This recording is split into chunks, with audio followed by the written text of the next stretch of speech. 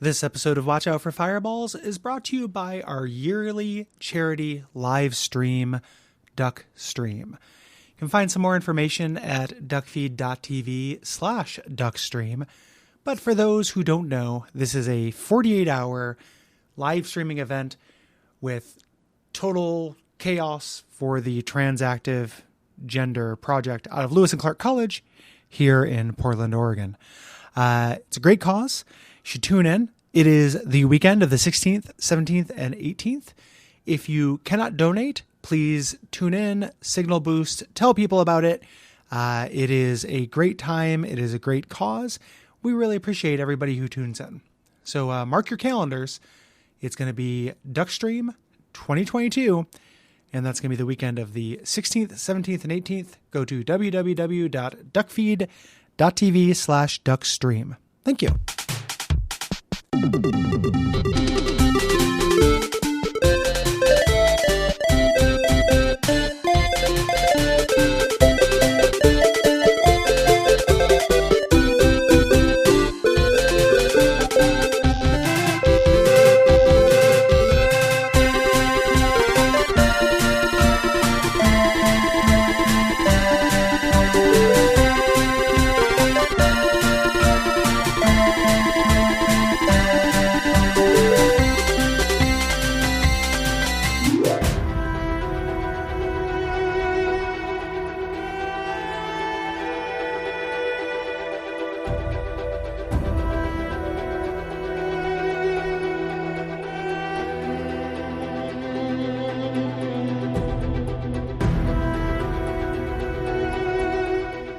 My name is Gary Butterfield. My name is Cole Ross. And you're listening to Watch Out for Fireballs. It is a Games Club podcast. And this week we are talking about the first portion of Torment, Tides of Numenera, which is a CRPG, WRPG, you know the deal, developed by NXile Entertainment and published by Techland for the PC in 2017. The Numenera? I thought this was Watch Out for Fireballs, not Bonfireside Chat. Or the unnamed third show that we do about Seinfeld but never publish. Oh man, I got off Twitter, so now when I have intrusive thoughts, I can't do anything. That's one of the big reasons why I'm just like, no, this needs to go somewhere. In my head, I was walking around the other day and I thought Jerry is the leader of Seinfeld. It just made me laugh. Every team's got a leader. Yep. This one is Jerry. The other intrusive thought I had that I have nowhere to put is we're off the rails real quick here, but I walked around the house for a frankly alarming wellness check amount of time. Okay, going aluminum.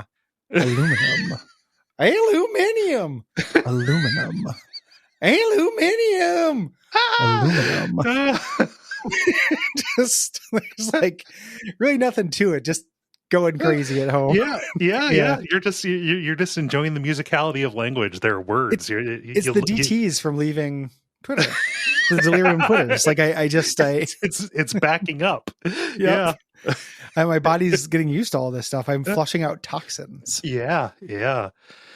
Oh my gosh. This is the beginning of our winter WRPG month. Yes. It's a twofer. We've done a twofer before, but never quite like this, baby. Oh yeah. We're doing two games this time that are short for the genre. Mm-hmm. So less than the 40 hours each. So we're not spending more than our 20 hours a week, which we like to do just playing video games. Right. And two interesting games, both of which are things that have been on the list for a while. Mm-hmm. And both of which are interesting because I think we accidentally kind of made a theme month of justifying yourself in the shadow of something. Yes. This game, which, I ended up beating Tides of Numenera. I don't like recording before I beat in a game. Mm-hmm. So I ended up beating it yesterday. I kind of fucked myself to chug it. And this game, which I think is a good, interesting mess that is not a very good Torment game. Right. And then Hong Kong, which is a really, really, really great game that just happens to have the misfortune of coming after Dragonfall. That's the thing, right? Like this is a game that I think doesn't get talked about a whole lot, and in part because of gamers' tendency to let the perfect be the enemy of the good. True. If you compare this to Torment, it's never going to get there. Right. It's not. It's not as sound on its own merits. It's really cool. Mm-hmm. Yeah. So, yeah. So you just have to convince yourself not to walk around the entirety of Sagus Cliffs, carrying a measuring stick and holding it up to everything. Like, is this Torment cool, or is this just cool? Even when the game is constantly doing it, yes. Like the game does no favors in that respect by constantly name checking and referencing Torment in a way that can feel a little sweaty sometimes. Yeah. And maybe it would be better served by giving that stuff up and just being its own thing. There's complicated issues there because we don't know if it would have got funded. If that were the case. Sure. Regardless which, the basic premise of this game, you play as a character called the Last Castoff. You're a body that was used to hold the spirit of this being called the Changing God. Before he cast you off to go make another body. He basically hermit crabs into people he's created, and then when he leaves, those people are people. Yes, they are people. They didn't exist before he created them, and then they're just kind of set loose in the world with a whole bunch of powers and stuff. Yeah, some goddishness. Like they're not gods, but they have superpowers. They're X-Men. They're tapped into the tides, which is basically the force. Kind of thing. Yeah, the tides plus the force plus alignment. Right. And you're awake in this brand new world. You have no idea where you came from, what you did. There are people who remember you, but obviously you don't remember them. And you basically fall like from Diamond the sky. Jim. Yeah. It's the definition of fame. Bonjour. Bonjour. I just walk around. Diamond cast off. That's my intrusive thought. I walk around the house and see the cat. Bonjour. Bonjour. Greta. Bonjour. Yeah. Cool. But you land as a falling star from the sky near this place called Sagus Cliffs, and you gotta go on your quest to get the answers that you need, basically to go after your deadbeat dad, who was also you for a minute. Yeah, it's a dad game. Torment. So this takes place in a world and campaign setting called Numenera. There's a Numenera rule set. These were created by Monty Cook. Monty Cook had a hand in making Planescape. So there's a little bit of a connection there. It is a, really great, like, Hall of Extraordinary Settings. Yes. It's a really great setting. The idea here is that this is like 1 billion years in the future in this place called the Ninth World, where between our world and there, 7 great civilizations have risen and fallen, and each of them had their own technology and culture and such, but we're all cut off from it. So the world is just absolutely littered with bits of technology that are indistinguishable from magic, and everyone just kind of vibes with it. Like, everyone's just like, yeah, man, you might find a thing on the ground, and it does, it teleports your stomach through time into the future where it's already full. Yep. So you never get to eat again, but you always feel full. And that's just, you had no idea. You just pressed the button. And this is the chaotic nightmare life we all live in, and we're all cool with it. Yes, and it is the foundation of all power, from government up to gods. Everybody is kind of walking around playing with and ruining each other's lives with the cast off toys of people who are not here to explain why that's a bad idea. Yes. And it sounded that I was talking about it being a nightmare. The world is a lot like goofier and faster, looser with this stuff. People do tend to survive. It's a really bright kind of setting, like not just like in the visual design element kind of thing, but like there is I mean, it's, and we're making it sound like it is purely sci-fi. It is wrapped around again to where it is like pseudo medieval. Is kind of the deal. It's just a real hodgepodge of a whole bunch of different stuff, and you can just kind of see the possibilities that are created for this for a DM or whatever they call it in their rule book in their setting. Yeah. I hate how every different system has a different name for DM. Well, it does make sense that they're not called dungeon masters. I know, in like Vampire, but I think they should just be game masters and everything. Yes, yeah, game moderators or something like that. I'm the keeper. Yeah. I'm the storyteller. Yeah, but it's making a setting where anything is possible and anything is narratively justified. Yeah, which is to me is a noble goal.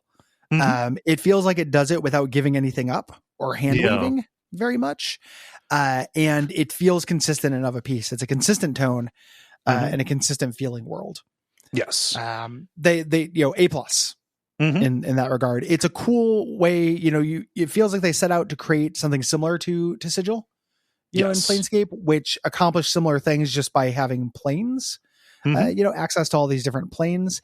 Here, they just, instead of going through space, they did it through time, which is another way to get alien aeons, to get totally alien setups.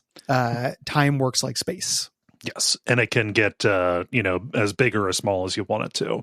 This can be like psychedelic and cosmological if you want to, or it can be as kind of day to day, small, lower stakes kind of thing. It's really just at the discretion of whoever is writing the story for the players to participate in. To just kind of set up those boundaries and guide them. There's terminology that is specific to this, like in the setting, something that needs to be clarified. Numenera is just the name for old machinery. Yes. Just like any piece. It can be like from a building to like a something that was like a hand grenade, nano machines up to, I don't know, maybe there are like whole artificial planets that they made. I got no idea. You find a magical Pez dispenser later that's sentient, like it's explicitly a Pez dispenser. Like it can be anything. You caught on something that is just a minor note that I think is worth talking about. They're called Numenera. A thing that is a minor annoyance to me in this game is that everything has a different cute name. Yep. Every single thing. Yeah. And this has, to me, a fatiguing effect in this game that I don't always feel in every other game. And I would expand that to the prose. Like, that's something I want to talk about later. The prose in this game is generally very good. It feels to me more overwhelming than similarly reedy games. Yeah. A lot of what you're getting is descriptions of devices. And sometimes it's to a purpose. Like, imagine if you're at a table and the DM said, all right, it is a spherical object that has kind of a metal frame around like the two hemispheres, right? And one of them is glowing purple. Like, you would get that distinction, and then like you as the player need to work out, how far am I willing to go to experiment with this thing, right? Okay, so can I press the frame? Can I press the glowing part? Stuff like that. Here, it's a bunch of text that is not very well separated from the character describing stuff. So a large amount of the like column inches of this game are dedicated to what stands before you as a strange box. On this box, there are little activators where you can place a hand. One has a picture of little wave beams. One has a triangle on it. Yeah. And the other one has a frowny face. Which one do you press? And then this is also not a huge deal in the grand scheme of things, but it affected me like pretty hard, and I didn't really notice it the first time. Here's the thing. If you are writing a game and you're going to introduce a series of alien objects, every single alien object doesn't need an option for examine it more closely. That just rephrases what you just read. That drove me fucking nuts because I kept expecting there to be something useful hidden there. Yeah. And it just never was. And I already looked at it. That's why I clicked on it. Like I don't need to look at it, but more so in here. And I'm not exaggerating when I say everything has that. There is always an option for look at it a little bit more that either contains information that should have been in the initial description or omitted entirely. Yeah. And it contributes to this fatiguing effect. I really like this game. I like it more the second time around, taking it in its own terms and not expecting, this long-awaited follow up to one of my all-time favorites. It's just, there is a fatigue sense to it. And that's a big part of it. It's a game where most of what you do is reading, and so it feels worth talking about some of the biggest snags that you hit when you're engaging with the main thing that it is asking you to do. There's a concept in film and television called set sharpening. Okay. So picture like a kitchen counter. Somebody's actual kitchen counter, it's got too much shit on it, like, oh, there's still too much shit on it. On film, like on screen, that would be distracting. Yes. Like just, okay, so like that is way too sharp. There are too many objects there. There's too much detail. And so you end up looking at the background, like a kitchen in a television show doesn't look like a real person's kitchen because they've de-sharpened it. It's supposed to be out of focus. They have removed detail. A lot of this, especially the stuff that is not character focused, because the character stuff is great, like the broad concepts are great, but like when it comes down to description, needs to be like way unsharpened. Yeah. Or that and another type of and form of just like edited down. Yeah. Like just needs less words. There's an essay that went around because this is kind of a companion game to Pillars of Eternity. Yes. And they came out about, I think it was Tom Francis wrote a thing about just how many fucking words are in Pillars of Eternity. And I like Pillars of Eternity, and I like reading in games. You can have too many words, and that is a blunt way of saying all these other things we're saying.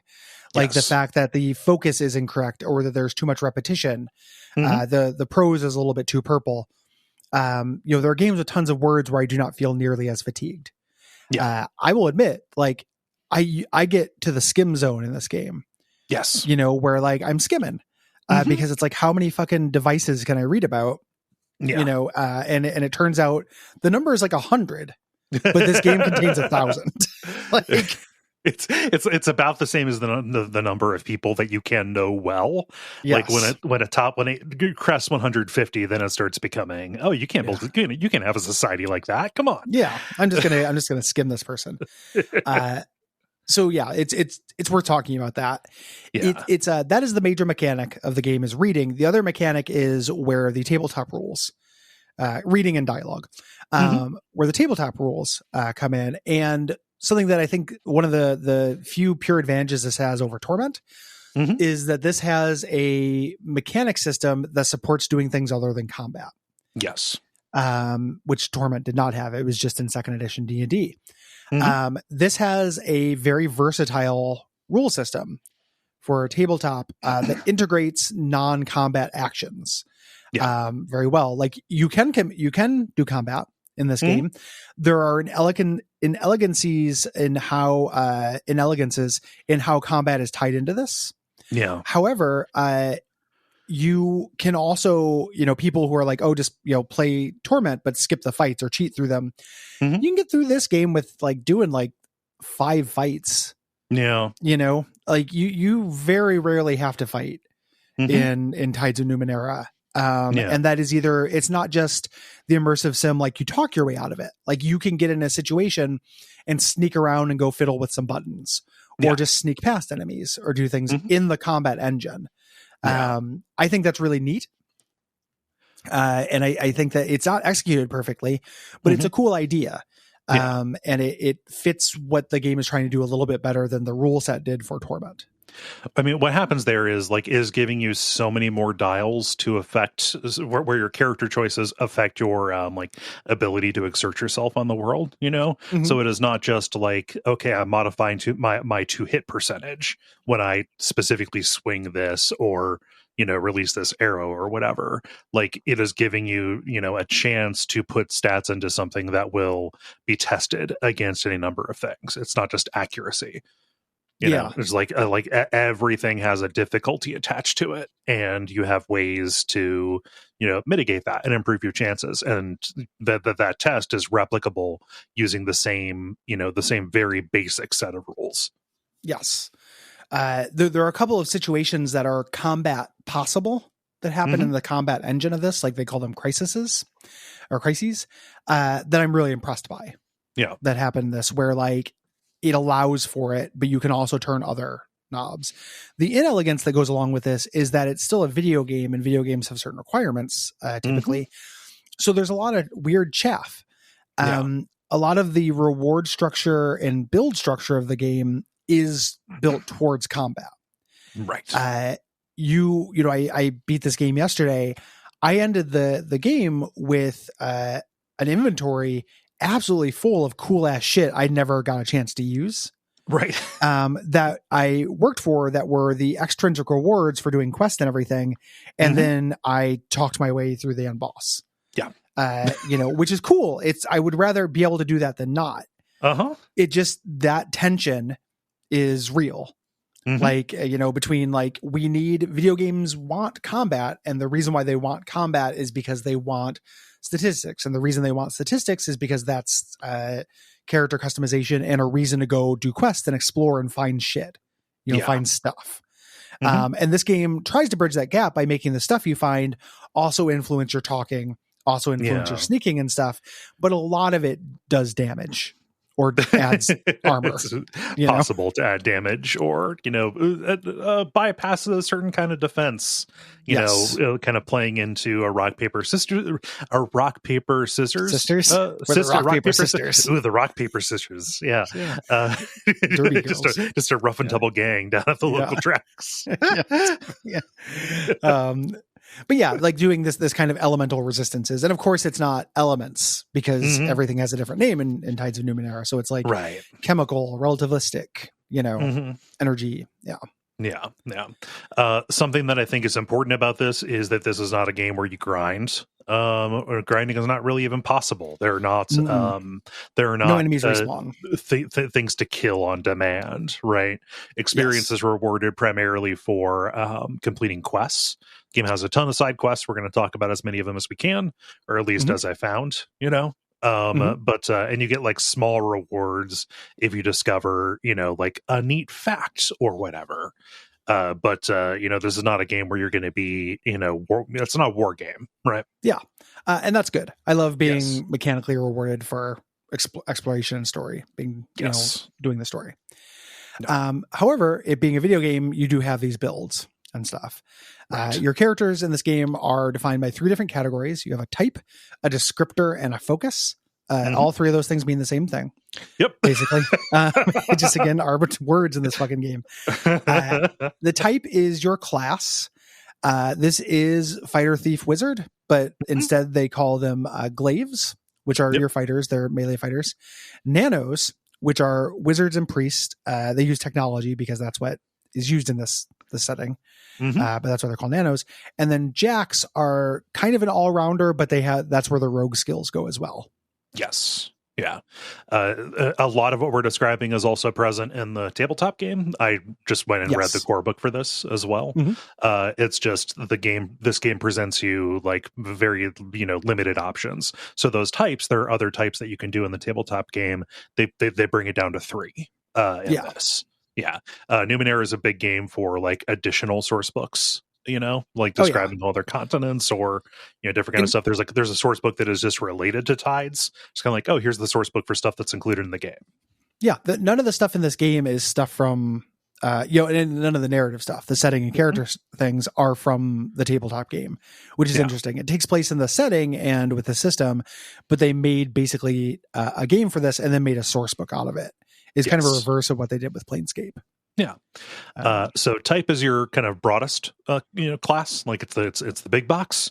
You get a descriptor, which is an adjective that describes your character and gives you some subclass definition. This is more like just like what stats you emphasize or what skill. So like charming, clever, rugged. There are like a bunch of these, and all of these have these kind of defined skill and attribute ramifications. So like this, if you choose to be like, I don't know, nimble or whatever, then the ability to smash, you're not going to be able to train in that because you're more about using your quick fingers to like get into stuff as opposed to breaking it open with smashing a big rock versus fingering. Yeah, everybody knows you can only do one. Yeah, you have to choose.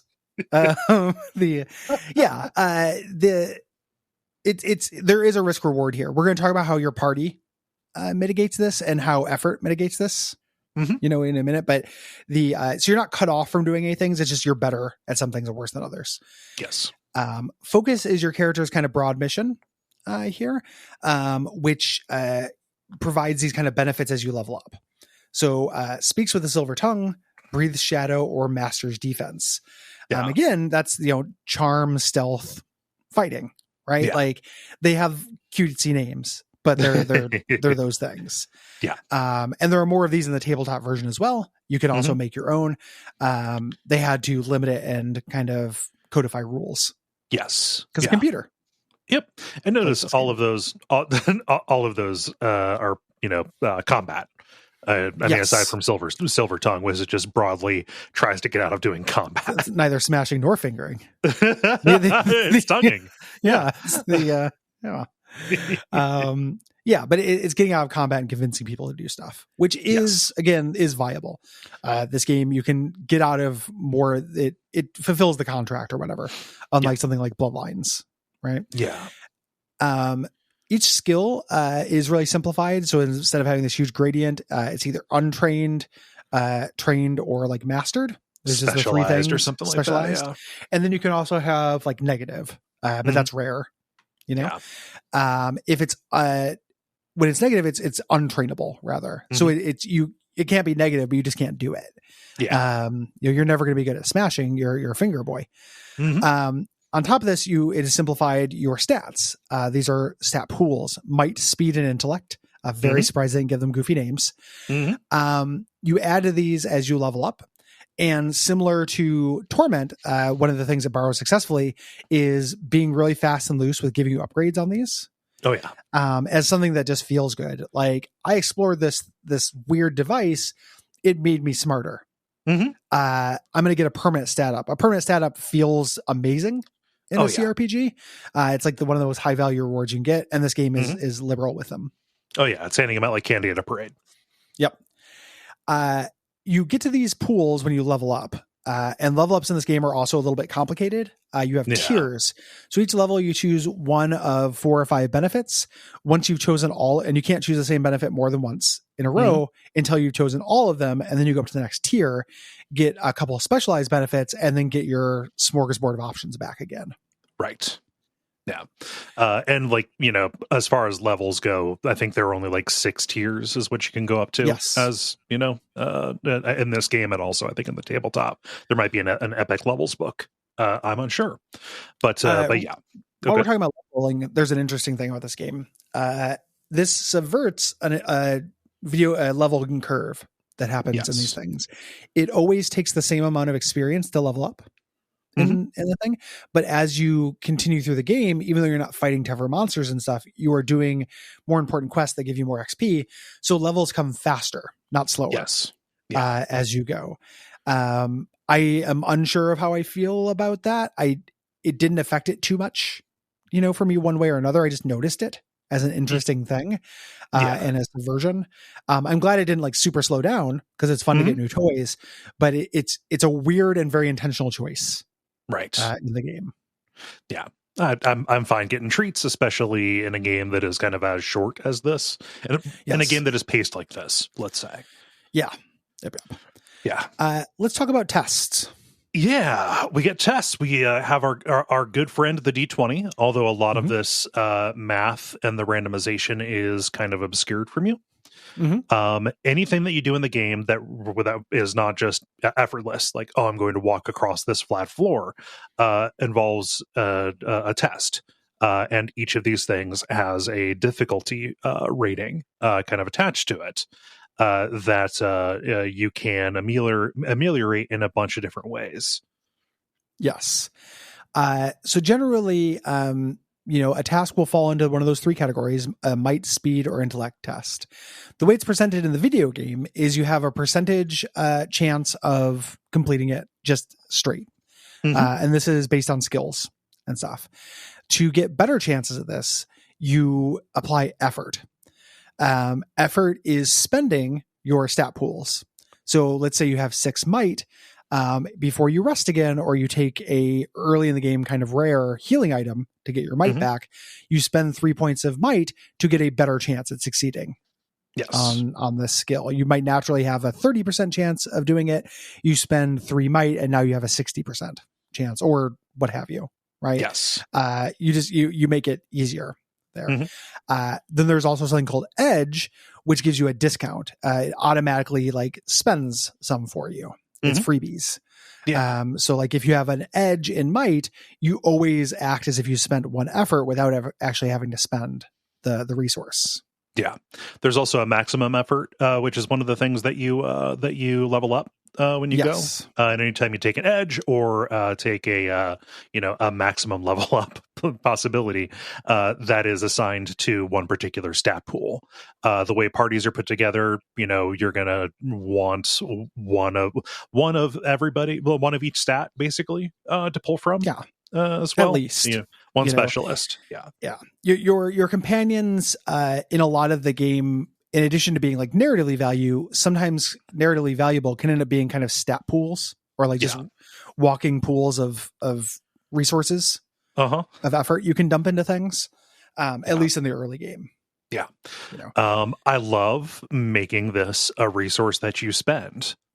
Because it does, it does kind of make it into a little bit of an interesting gamble. Is 90% good enough? Some tests you can fail and come back again. Kind of similar to Disco Elysium in that regard. But in order to retry something, you have to spend a stat. You have to. There's a tax. There's a tax to kind of like take a re-roll at something, right? Yes, I think the system is great. As well. I think that it is. So one of the things that's a loading screen tip in the game is it's like, don't sweat succeeding. Failing is more interesting oftentimes. I think the game like half keeps this promise. Yes. And it kind of drops off the system and that like eventually you end up with between you and your party, you end up with so many stats and you can spend so much effort that you can brute force anything without consequence. Right. When that happens, you get to that point, and for me, it happened about halfway through the Bloom, which is the second major hub area of 2. Like it's a short game, which is why we're doing 2 of them this month. I just didn't need to worry about this.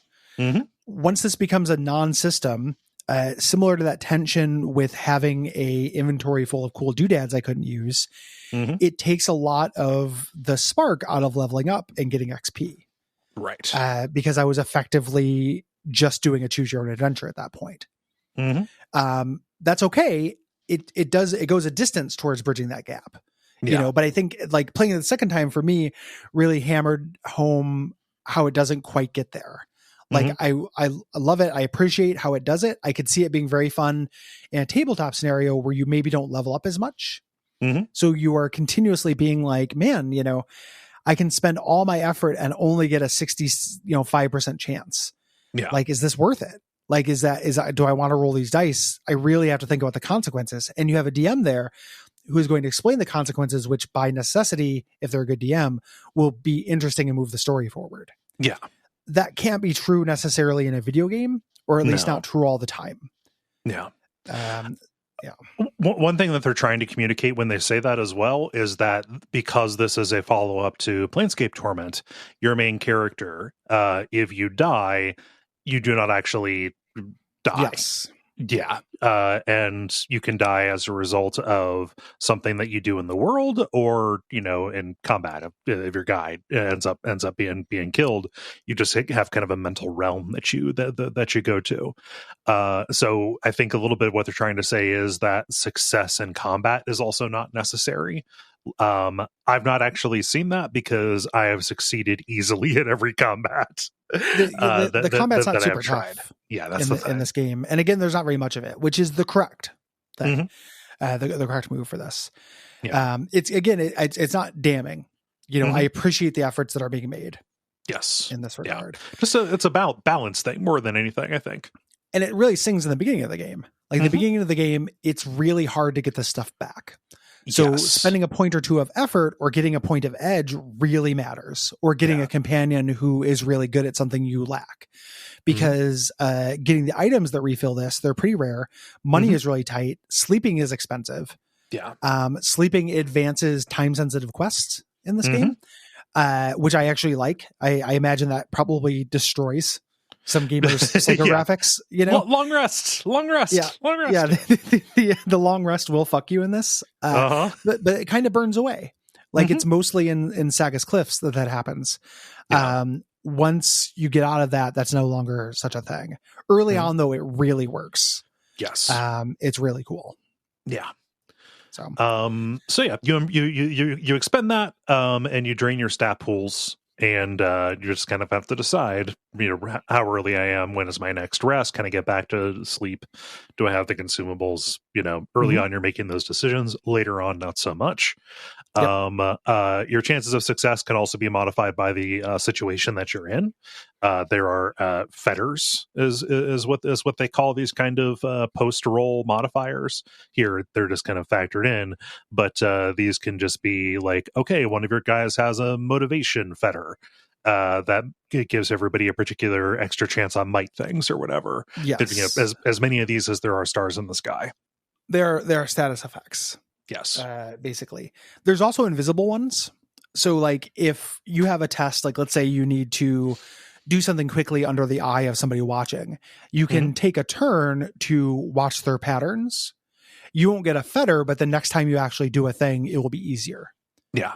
So there are invisible modifiers for this as well. Like a lot of this stuff does a good job of staying behind the scenes. Yeah. And like we just used about 20 different synonyms that the game uses in order to describe, okay, just what do I need to roll on this D20 to buckle make this the happen? fuck up, because using 20 different synonyms, we gonna do it.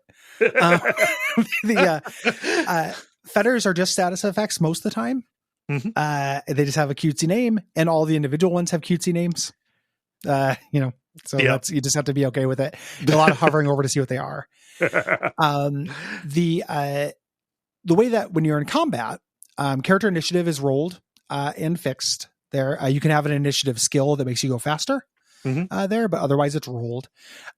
Each character's turn involves a move action and like an action, like an attack action. Even though you can use an attack action slot as a move action, it doesn't tell you that. And you can do them in any order. There, move actions do not necessarily mean move. They do the kindness of making things like using items or using certain buffs take your move action instead of your attack. Using something you can do both. Yeah, using something in the world, like activating a terminal or something, is usually a move action as well. Typically, at least in the last half of the game, usually not, because a lot of the tension comes from getting to a terminal and then having an action left over to operate it. But another way to put this, like I feel like a more modern tabletop game way to put it, and when I say modern, I mean like 2005, would have been to say a major and a minor action, and just make movement a minor action. But yeah, they don't do that. Yeah. This is backported in.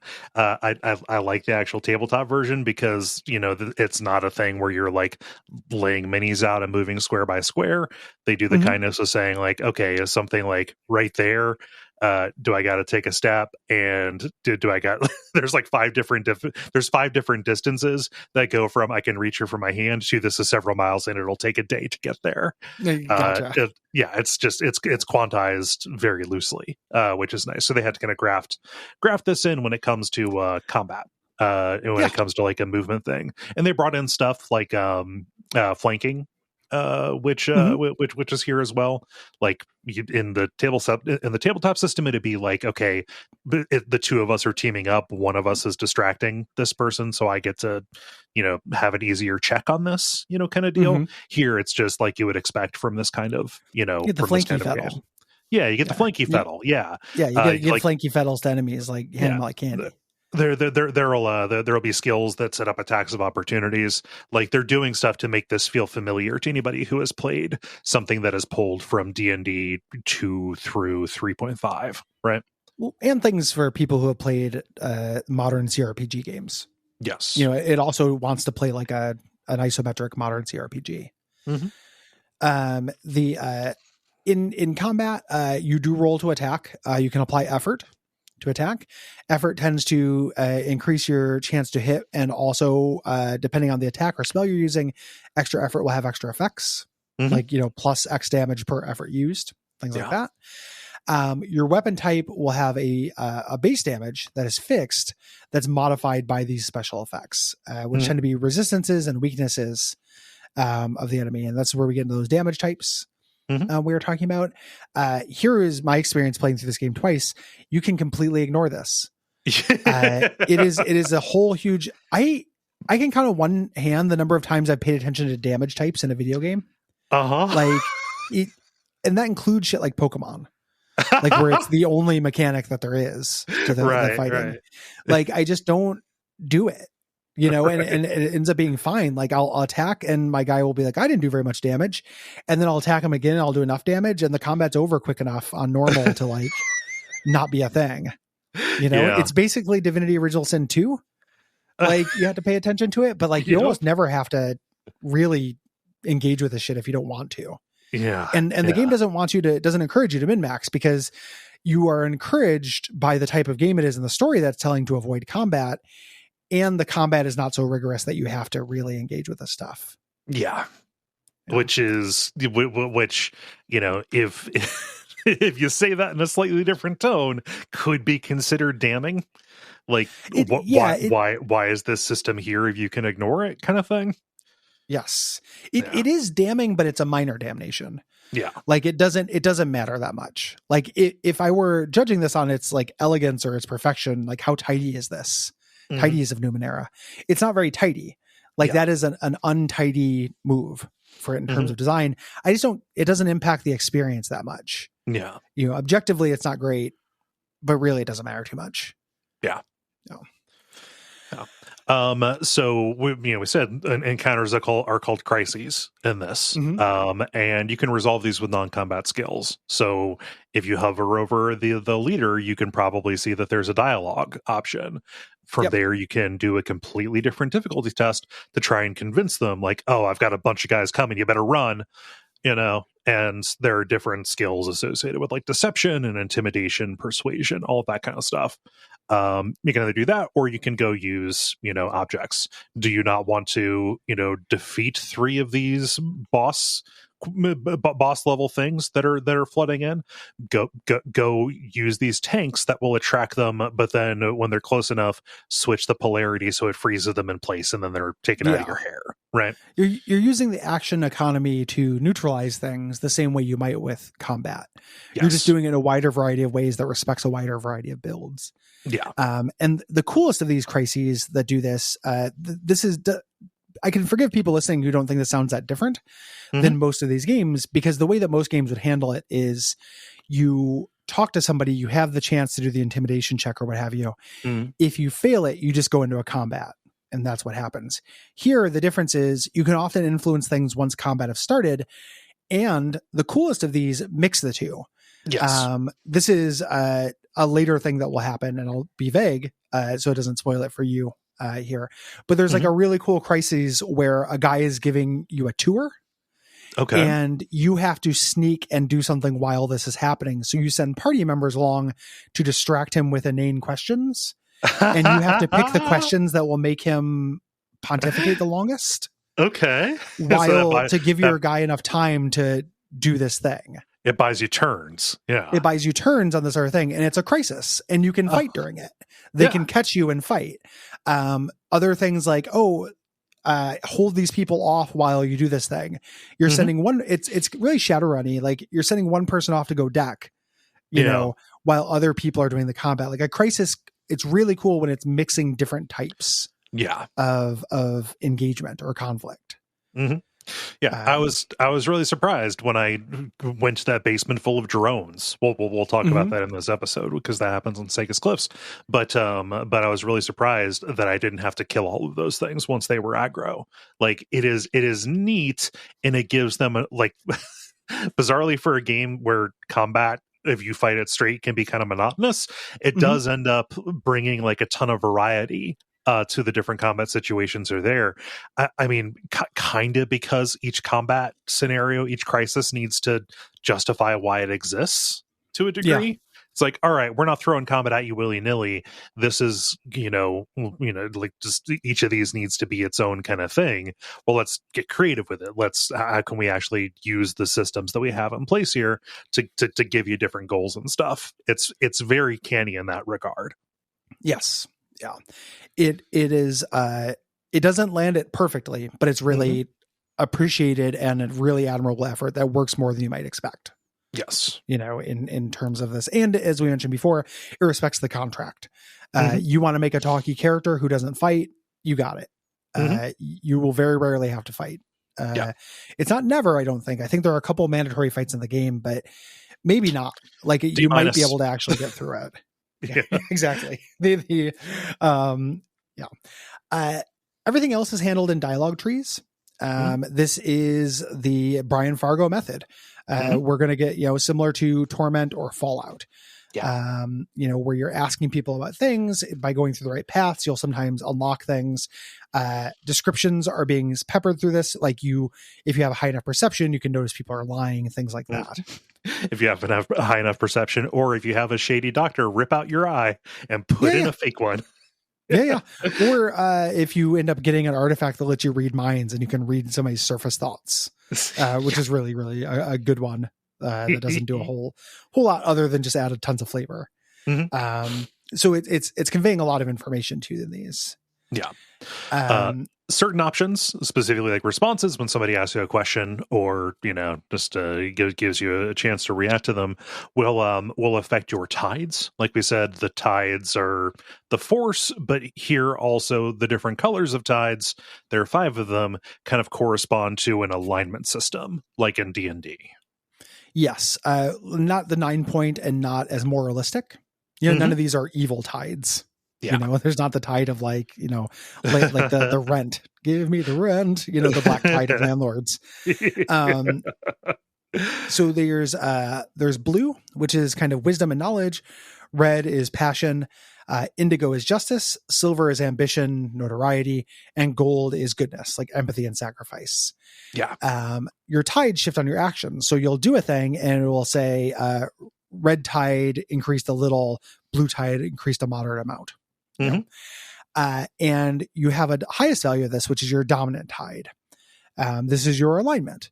This affects kind of available options, some character relationships, affects the ending that you have. It's interesting how little mechanical effect this has. Yeah. It shows up, but it's not a huge thing for being the name of the game. There's a little like Cones of Dunshire element to this where I was like, it's supposed to be about the tides. I kept thinking I was playing it, and they matter. It does matter, but it's not as big a deal as it is in Planescape Torment, where belief is the central tenet. Yes.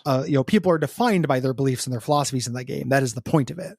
It is one of the things where it feels like an inelegant matchup or like one-to-one comparison to how it was handled in Planescape. Yes. Yeah. It ends up kind of being like a little interesting piece of like Chrome or hand waving, because like there's a sound cue associated with any action that you take that that has a tide change associated with it, and you'd see the little readout what gained or what lost, regardless of how meaningless that actually is. There is always that split second of like, ooh, it made a sound, so I did something good, or like, oh no, I'm on team blue and my red went up. Like it's not smart to fall for that, right? But it is still there again as decoration, right? Yes, it's a weird thing that you can mostly ignore, that gives you fun sounds and makes you feel like you're doing a thing, but you don't really play this like an alignment thing where, like, unlike an alignment system, you're not saying like, I want to be good, because there's not a good and evil other than gold, which is like obviously very nice. If you're playing a good character, you'll do a lot of gold things, but you're also going to do a lot of indigo things and a lot of blue things. You're going to do a lot of things that are gold and red. Like the whole thing is a little bit messy and more amorphous, and ultimately matters a little bit less, which is very role play-y. It is very tabletop-y as opposed to computery. Mm-hmm. It's also this is descriptive, right? Like this will never, there's like a loading screen tooltip that says this will never stop you from being able to take an option, right? Yep. Whereas alignment would, like there would be, consequences if your alignment was going to change. Somebody would outright leave the party if you were no longer a good character or an evil character, right? Even further than that, like alignment was really tied into the rules in D&D in a weird way where like, I stop being this alignment, I can no longer have this superpower. Yes. Like it was literally, and which is really weird because Tides of Numenera, the idea of tides in the narrative are so much more important. Oh yeah. I mean that like, narratively than they end up being mechanically. The thing that the changing god, you learn this very, very early on, the changing god and then all of the cast-offs have some kind of very powerful tie to the tides and are able to bend it. Right. Yes. Some choose to indulge in this, which they tend to start thinking they're gods and start fucking things up. Some people decide not to mess with it, but all of them are attuned to it. Right. Yes. So like, and because this is, again, it is a torment kind of thing.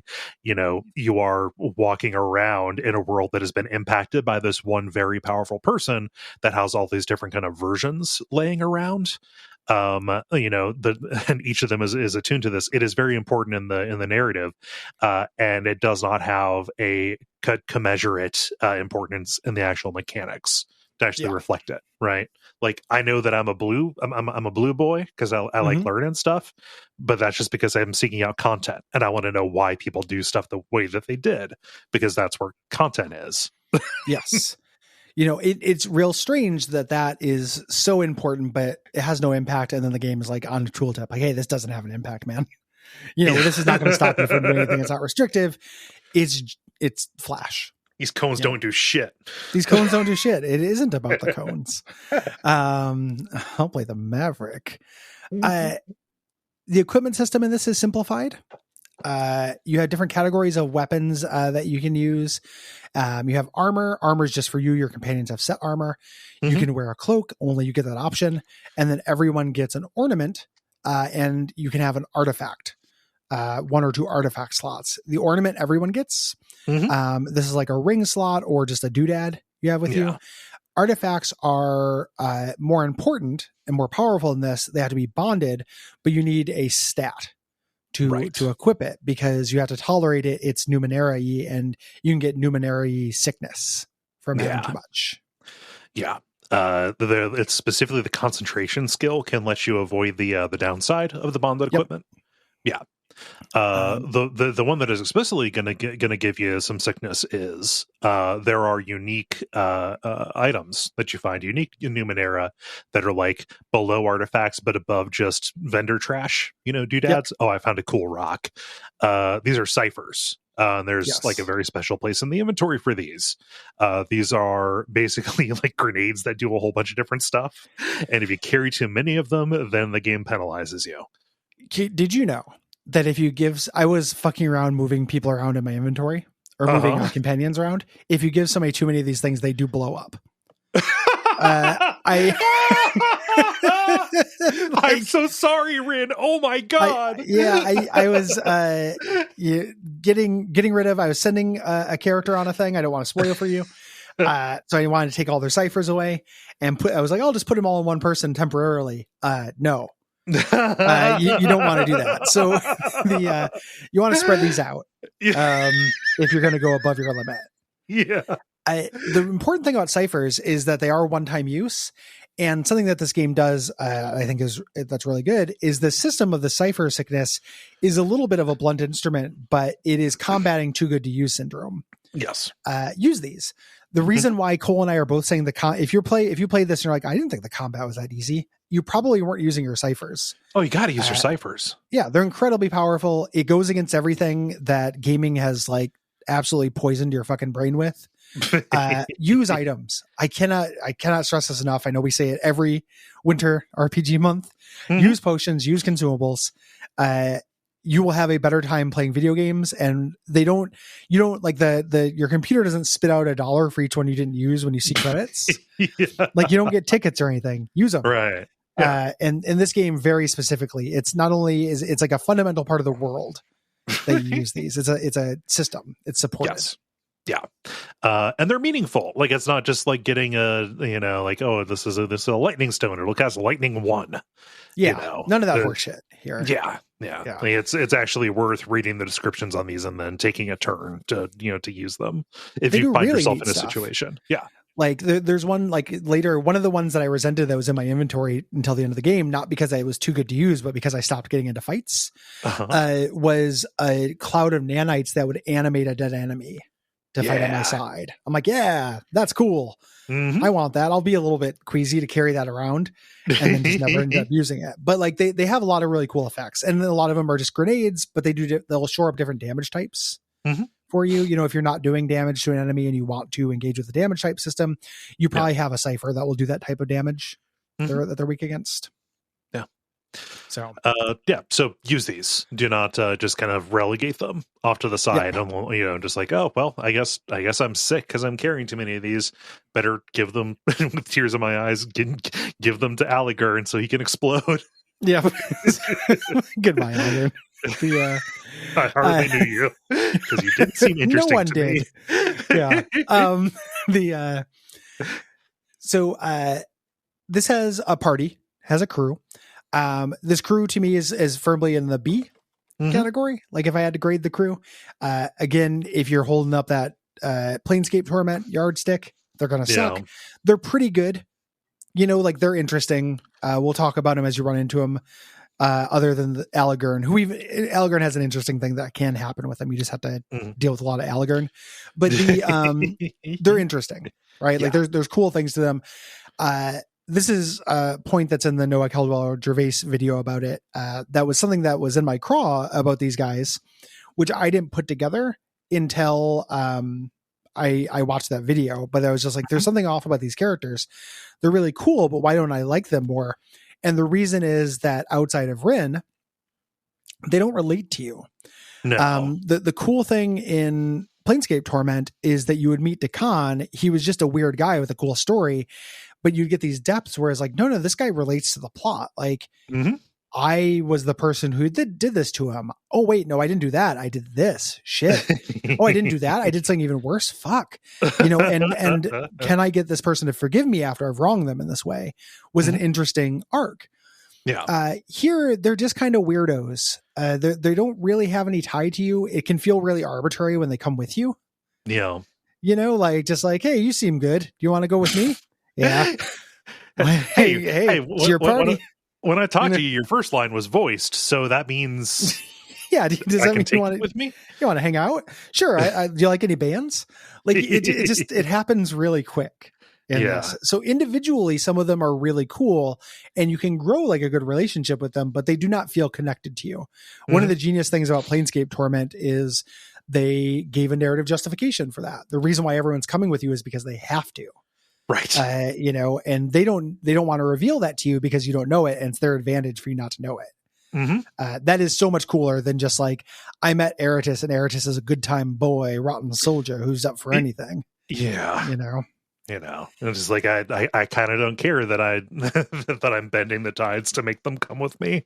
I don't. Yeah. It just kind of doesn't matter. Like and that's where ultimately, like, this is getting into final summation shit, which I'm going to talk about next episode. But like, this is a great collection of short stories taken on its own terms. All kinds of cool stuff happens here. It doesn't touch my heart though. And that's a problem as a follow up to Planescape Torment. Yeah. And that's one of the reasons why I think. Yes. Yeah. But there are, statistical advantages. Any challenge, you can decide to sub them out.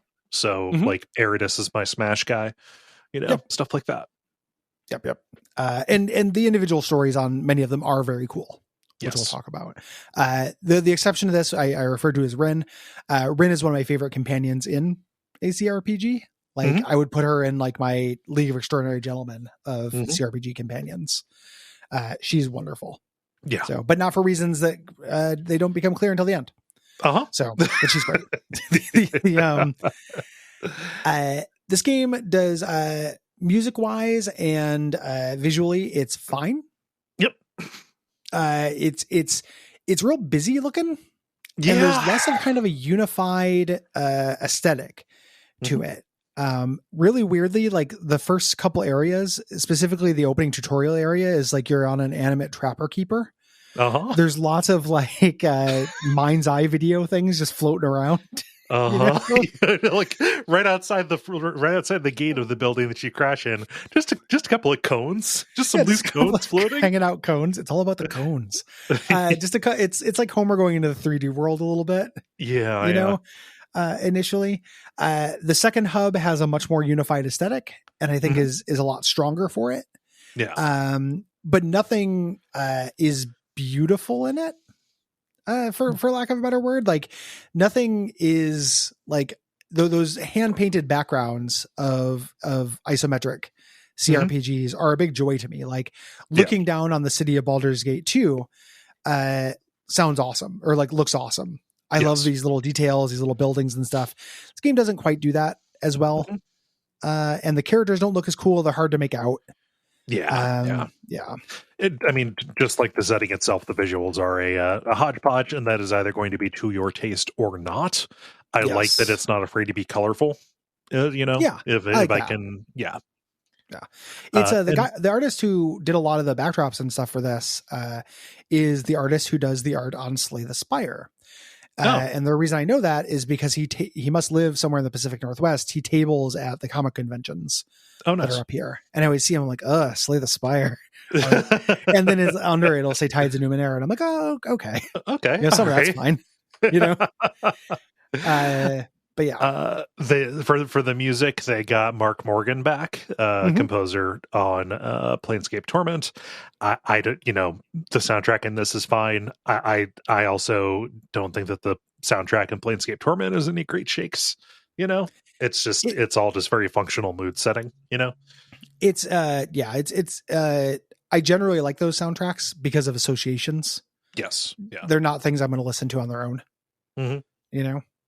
Yeah. But yeah, it doesn't get in the way. Nope. Yeah. The writing is really good in this. The writing and plotting are both very good. So you have a good reason to visit the major locations, talk to people, and do side quests. And where the writing shines are these amazing little short stories. Yes. This is a short story compilation more than anything. This is a constant parade of just absolutely incredible concepts and honors my, like, if you're going to put something in a game, it should be interesting. Yes. Not one person is walking back and forth saying the king lives in the castle.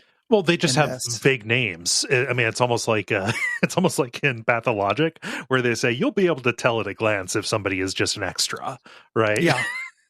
Well, even the extras will say funny shit. There's the person who you cannot get in the dialogue tree with, who's down by the cliffs, who gives out blunt advice. Yep. And just like has all these different, like, you can just click on them and just get a series of insults, basically. Uncomfortable truths set on demand. Exactly. Uncomfortable truths on demand. Really great. That. My ding that I have of this is that the prose is too purple. We talked about that earlier with everything being like, tell me more about the description of this box. There's some joy to the language and the esoteric language that's being used. There's no time where you could get away with using less words that they do that. There's always the maximum number of words to say something, basically, which lends to a fatiguing effect, which I think is a problem with the writing. Not a damning one. The writing in general is very good. It's well above average, but it does kind of bum me out. One of the kind of axes that they have, just for like, okay, what kind of just spice am I going to use in this, is just theatricality. A couple too many people like really enjoy rhyming. Yeah. It's like oops all Tom Bombadils. Fuck, man. Went to the Tides of Bombadil. There's it's stuff like that. Like they'll have kind of a gimmick. Like it's interesting. Like it really makes me want to take a scalpel to it. Yeah. Because in any given thing, there are almost always like a beautiful idea on display with like an absolutely intense amount of humanity behind it. Yeah. And every once in a while you'll get very beautiful and pleasing turns of phrase, but it's very rare. Like I play a lot of reedy games, like CRPGs are one of my favorite genres. It's rare that I get to the skim point, where I skim. Like I tend to read video games. Like I feel like I'm missing out. I start skimming in this because it's just so purple and there's so much of it. You get into these things called mirror casters in this, which are the equivalent of the spheres, where you go into and you do a little choose your own adventure. And I couldn't tell you what happens in the one I did. A lot of them are good. Like there's a bunch of them that are good. They play into the plot more than you expect, more than backstory. There's so many of them and they're so fucking long. Yeah. Like you're already essentially doing the act of reading a novel. It's like, do you want to read this short story in the middle of this novel? And I just kind of feel like I'm already doing that. Like I'm ginger around talking about this stuff because I don't want to sound like an idiot. I don't want to sound like, oh, I don't like, give me, why am I not doing slam dunks while a guy yells boom shakalaka at me? That's what I want to be doing. Like Navy SEALs. Like I'm not that guy. I just think that it's a little too wordy. Yeah. You can like words and still have something push that limit, I think. Yeah, something can be, you can have a preference for plain spoken. You can have a preference for direct. Also, I think even more direct. Like not direct. Like it doesn't need to be Hemingway. Right. It just can't always be Lovecraft. Something that happens in this, like a little bit to me is they fall into a little bit of adverb kind of stuff, adverb problems. He said blankly, that kind of thing. Like there's something stylistically about the way that like stage direction or like narration is put in, where like it's I don't know whose reaction, like whose concept of interpreting it that this is, and it's just mixing actual like dialogue spoken, how this person represents themselves with a lot of like novelistic kind of description, and the ratio is off. I wish that more of the truths about these folks would be turned into dialogue. I mean, in a way, it's hard. It is a problem to hold this up against Disco Elysium, a game that came out 2 years later and is also just like a high watermark for this genre. Something that they did that was amazing is there's basically no stage direction in the dialogue. All of that is offloaded to your different aspects, and each of those has its own voice, right?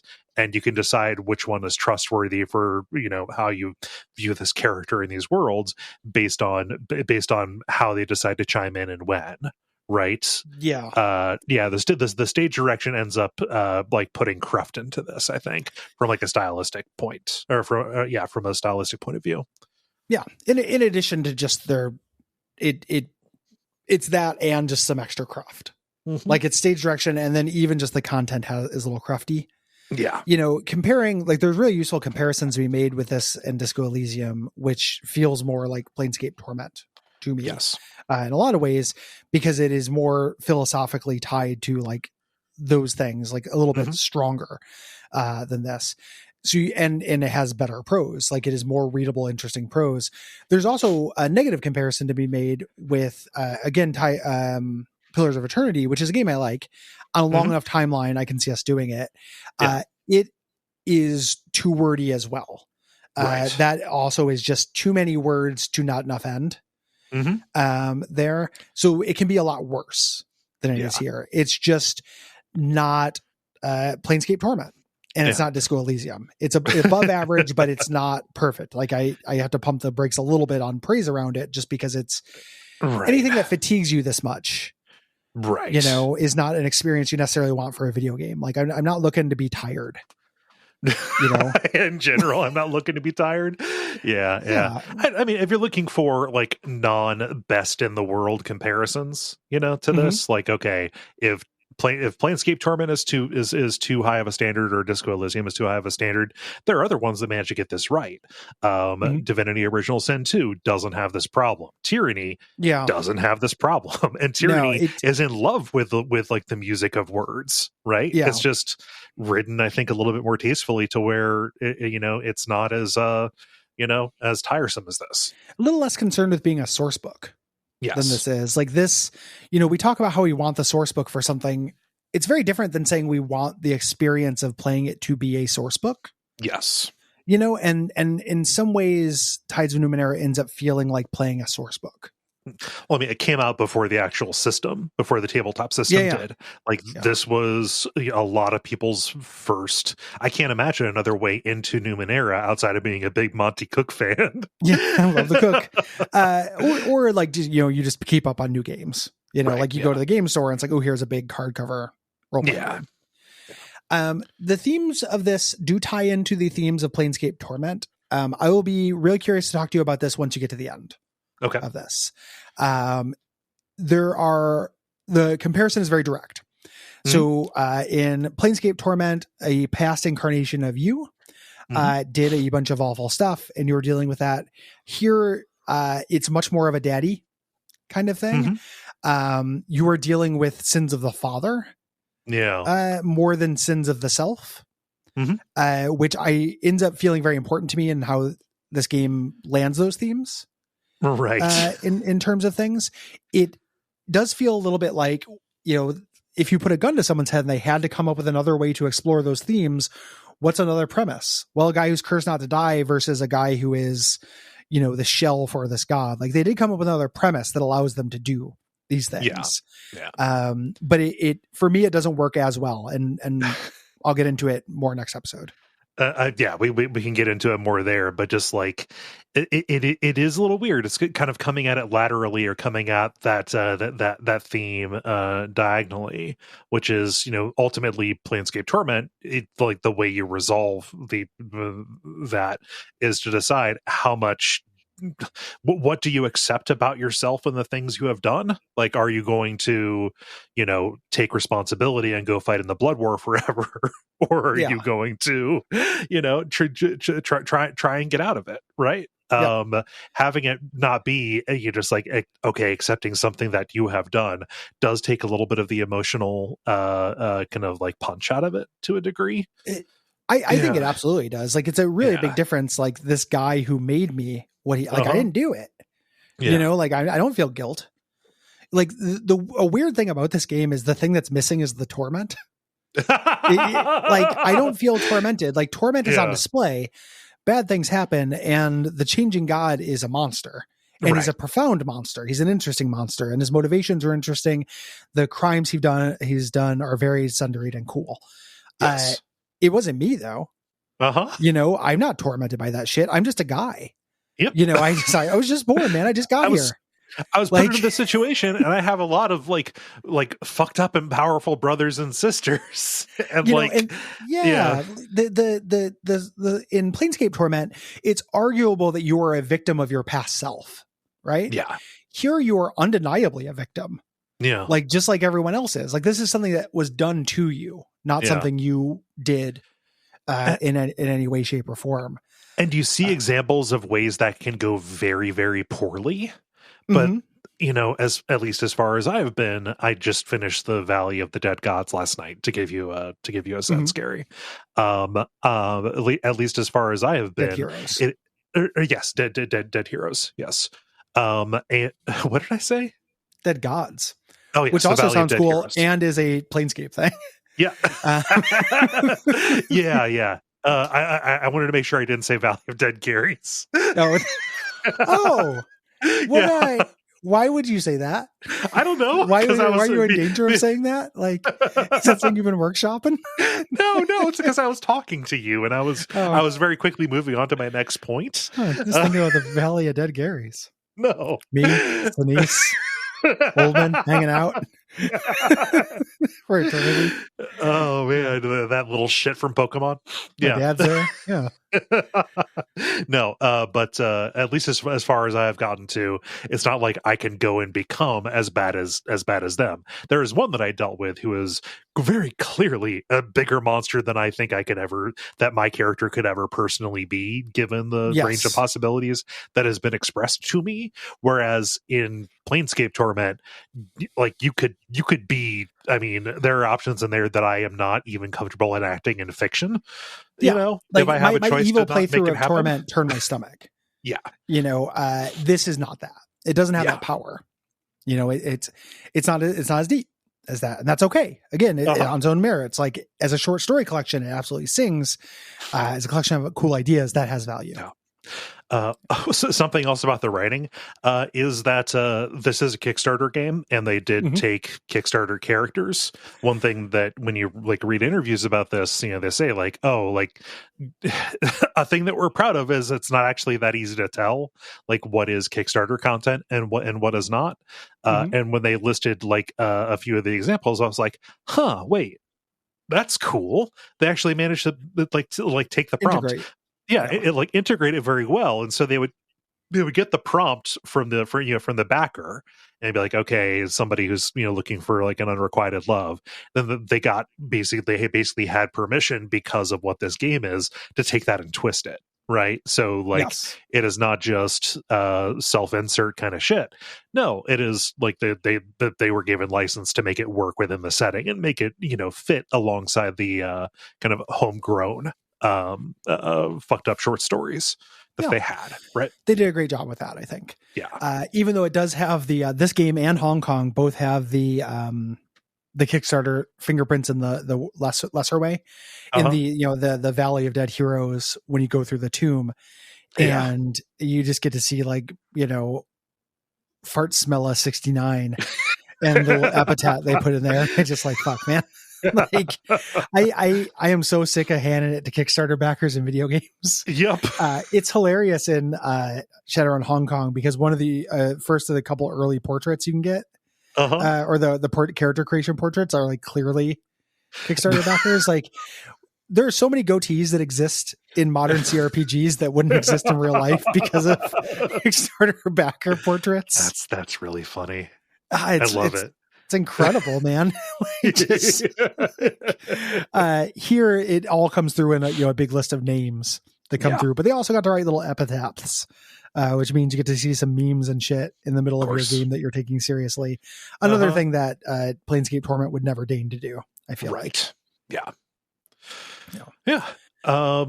So the overall quality, I think also, and also the variety that is on display here is the fact that they put together a supergroup of kind of RPG, tabletop, and fantasy writers, kind of deal, including a lot of people who worked on both Planescape and Fallout. And the writing was led by Colin McComb, who had done Fallout 2 and Planescape Torment. So like there's continuity of talent here, not just like, oh, we got the name Torment from Wizards, right? Yes. Yeah.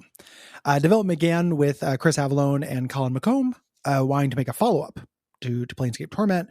But this would have to be a new story, a new character, since Torment tells a complete story, and like we don't want it to go do Dakon's quest or whatever.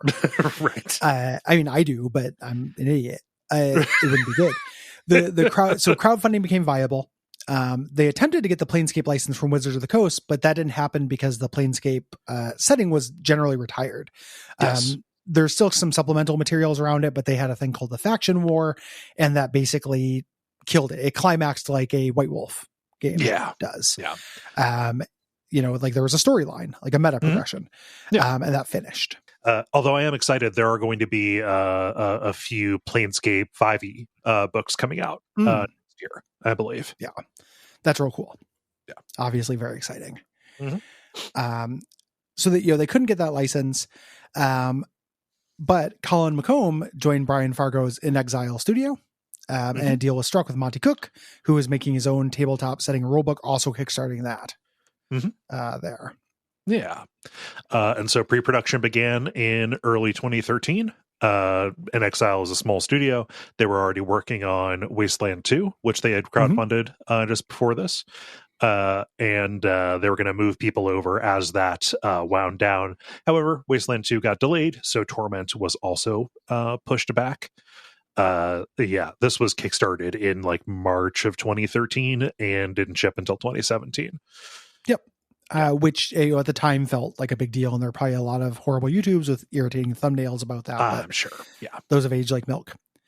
Yep. So the project was funded, and Kickstarter met its goal within 6 hours, and it's a huge Kickstarter success story. Yeah. Holds the record for the most funded video game project, or held that record for a very long time. Yeah, it was another big video game that came and knocked that down. I think that it might have been Bloodstained. Possibly it was either Bloodstained or Shenmue. Yeah. Okay. Who will time tell which of those two will Shenmue 3 or will stand the test of time? The taking off and putting on your shoes simulator, or a real quick note about the writing before we get this too is that they recruited fantasy authors for this and to write specific companions, which I think is a really interesting way to do it. The two best companions in this are Eritis, who is written by Chris Avallone, who's a really great story. Cannot wait for you to get to all that stuff. Oh yeah. And then Rin, who is written by Patrick Rothfuss. The king killer the guy? king killing man. I don't, I know that is a name with associated controversies and stuff. Like I know there are people who don't like that guy. Well, it is, go ahead. It is one of the best companions in a CRPG that I played. Yeah. Rin is incredible from a gameplay and story perspective. And we'll get into that a little bit in this episode, more next episode. But I think that's a really cool touch, like bring in a guest author to do an NPC's story. Yes. That's real neat. Yeah. It's a good approach. And also, I mean, like, it's a little bit how they did previously as well. Like Fallout, like Fallout games, they would have different writers, different leads on different characters because there were like quests associated with it. Yeah, but not like guest. They wouldn't like bring in somebody to be, with their voice. That's something I would love to see more of. Yes. And this setting is specifically tied to it because this setting allows you to do anything. So anyone who wants to do their pet character idea can do it here. Yeah. A Numenera did it. Exactly. Yeah. I don't know. They came from a realm or a portal or something. And that's literally what happens. So. Oh yeah, of course. So it can't really know how well this sold. I imagine the bulk of its sales were done in pre-order from that big old Kickstarter. The $5 million of pre-release fundraising funds that they rose. It was generally well received, kind of getting like 7s and 8s out of 10s, getting praise for its writing and world design and demerits for kind of combat and general clunkiness. It is part of this grand revival in CRPGs that we had in the mid 10s. That's continuing. Now this came out, around about Wasteland 2 and Tyranny, Pillars of Eternity, and Divinity Original Sin. Just living like a Gary and shit where Pillars of Eternity is the worst of those. Oh, it's a crop. It's an absolute fucking crop. And then they continued on to do like Wasteland 3 is really good. Pillars of Eternity 2 I haven't played yet, but everyone says it's much better. Divinity Original Sin 2 is an all-time classic. The Pathfinder games are cool. Like we're in a really good time for this kind of thing. There's no indication they're going to do anything more with this. In Exile went on to make Wasteland 3, which again is very good. I'm sure we'll do that for the show at some point. Wasteland 3 is quite good. But nothing more in video games and Torment or Numenera, which probably is fine. Like it feels very much like it is made for tabletop and for collaborative storytelling kind of stuff. It's a very versatile setting. I would not mind a sequel to this that did not have the Torment baggage. Yes. That just did a totally new zone. With the same kind of premise and just used it as this playground for ideas and character ideas and stuff fitting. That would be a good idea. And I'm okay that never happened, but also, it's possible. Viable. Let's get into it.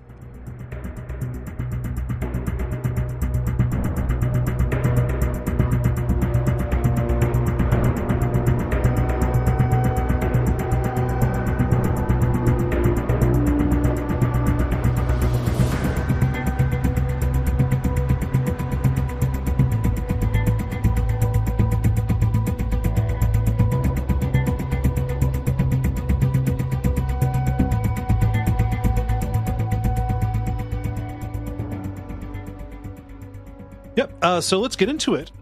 Starts off with a bang. We wake up. It's a black screen, but the dialogue box kind of describes, we have come into existence in this unfamiliar body, plummeting toward the planet from a great height, with a moon collapsing above you. Yes. We will revisit this scene, or what led to this scene, at the end of the game. Mm-hmm. You have a couple different options what you can do here. The funniest thing you can do is lean into it and try to hit the ground, and if you do, you die. And the game ends, and they name the crater in your honor, and then you go back to the title screen. Yay! Very funny. Like, you can just be like, yeah, I'm an asteroid. I'm a meteor. What happens if you try to slow down and you do anything other than that, though?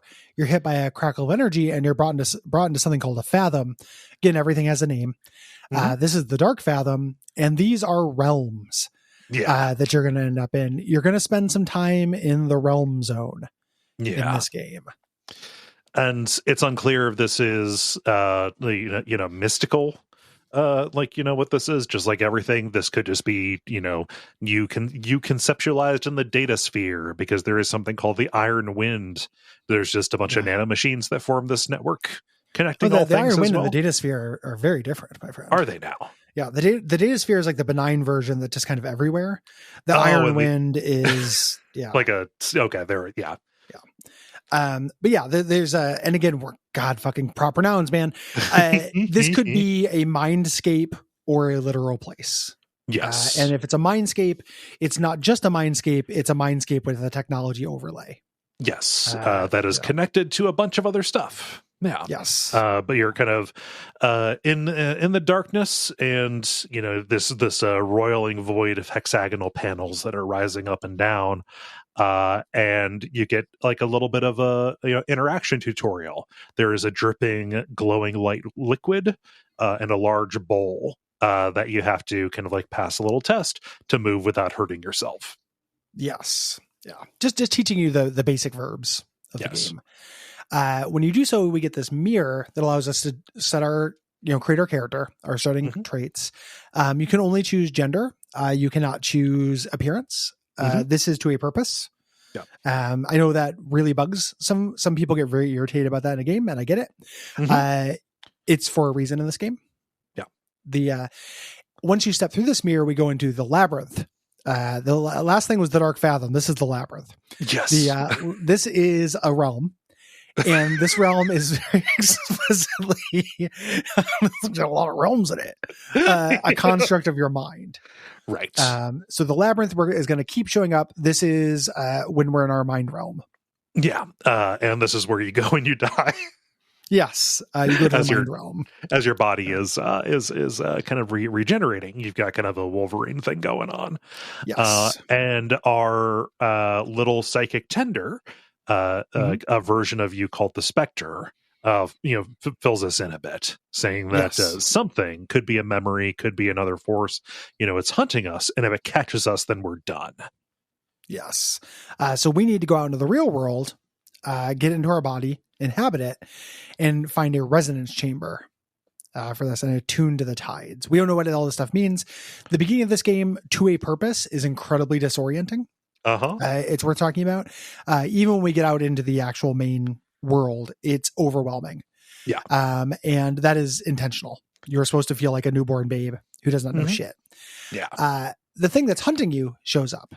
This is the Sorrow.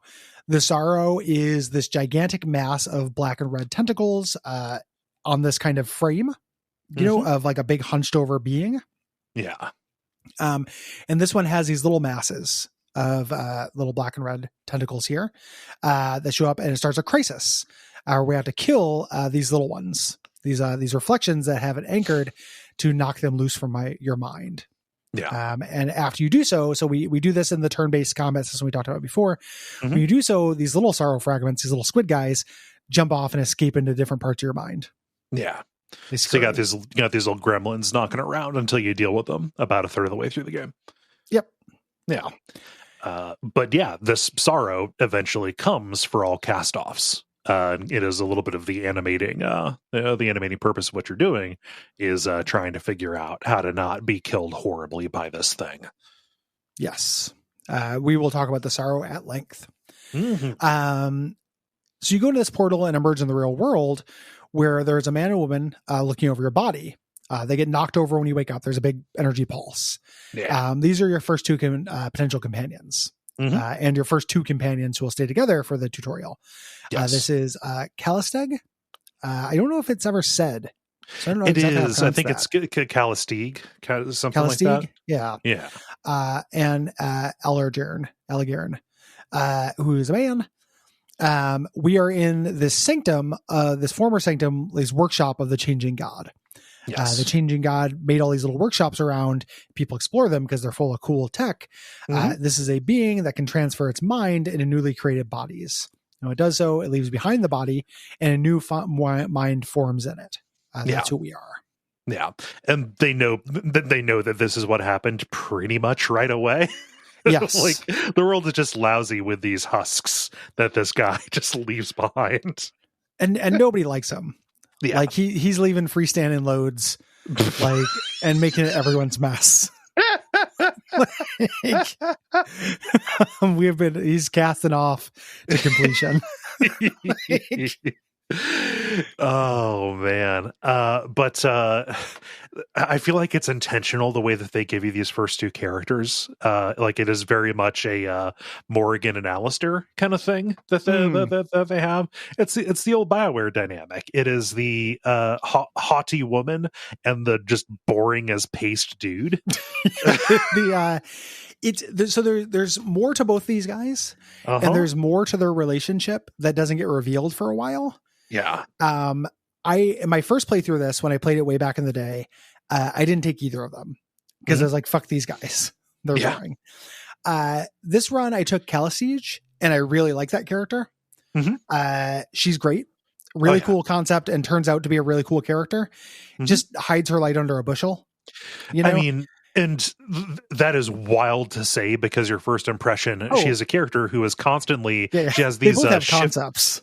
Well, they both have concepts. Calistage has a big one though, because she is constantly, like, you see these ghost versions of her just kind of like emanating off of her.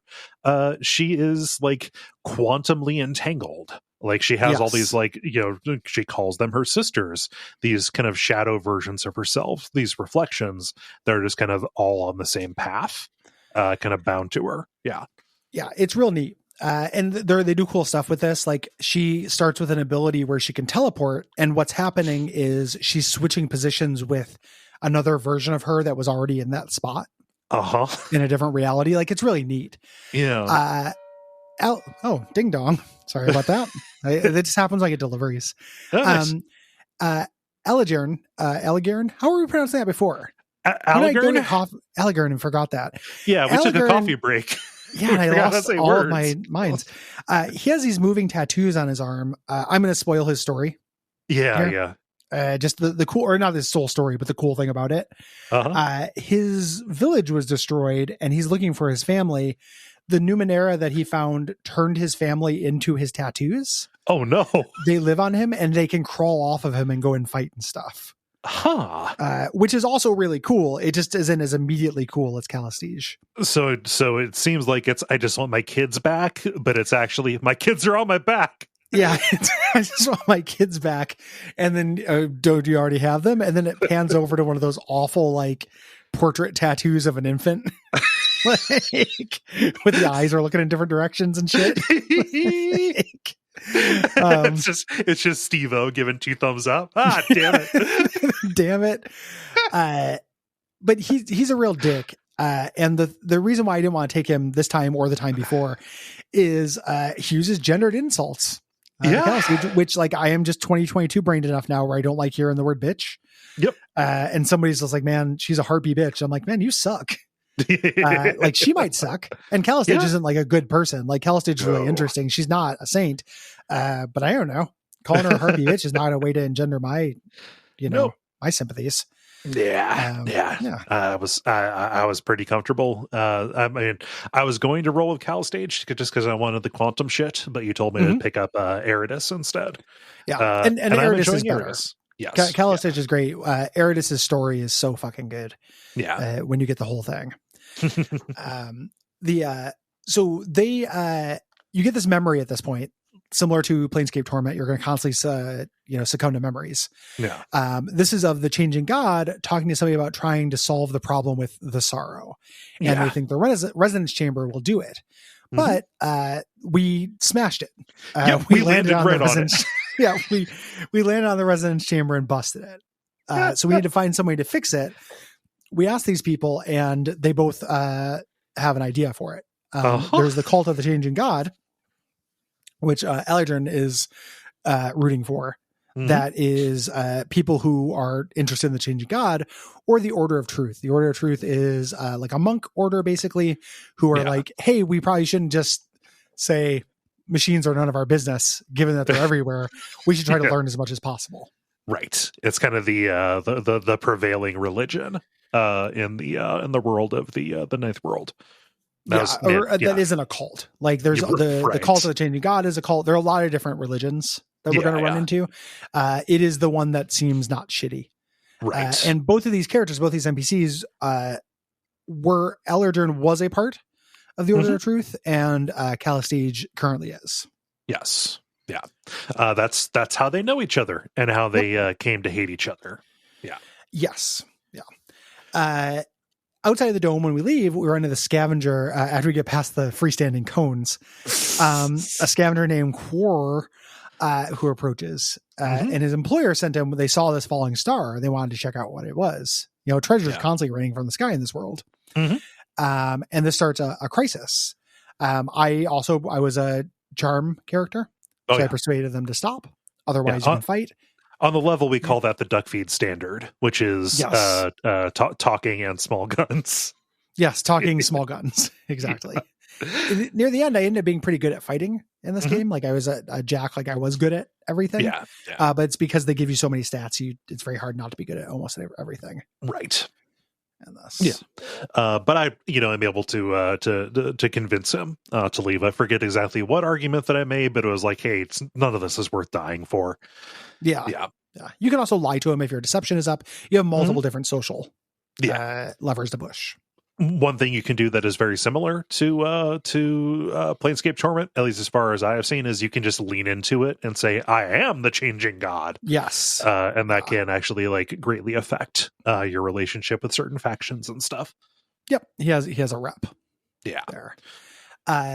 Elegern, after this leaves, he's like, hey, it's a real quinkydink that those guys just showed up. They're probably in cahoots with you, Calistage.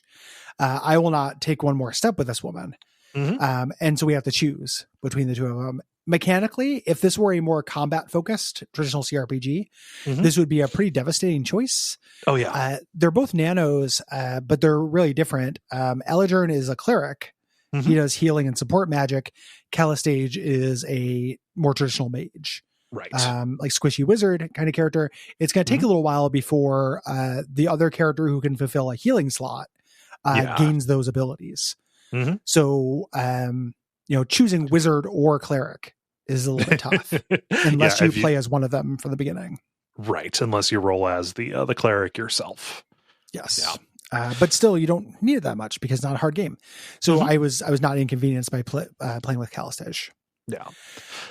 So this place, this reef, is part of the coastline that is off of this large town that is going to be our first hub, Sagus Cliffs. Really tripping over the G's in this one. Alligator.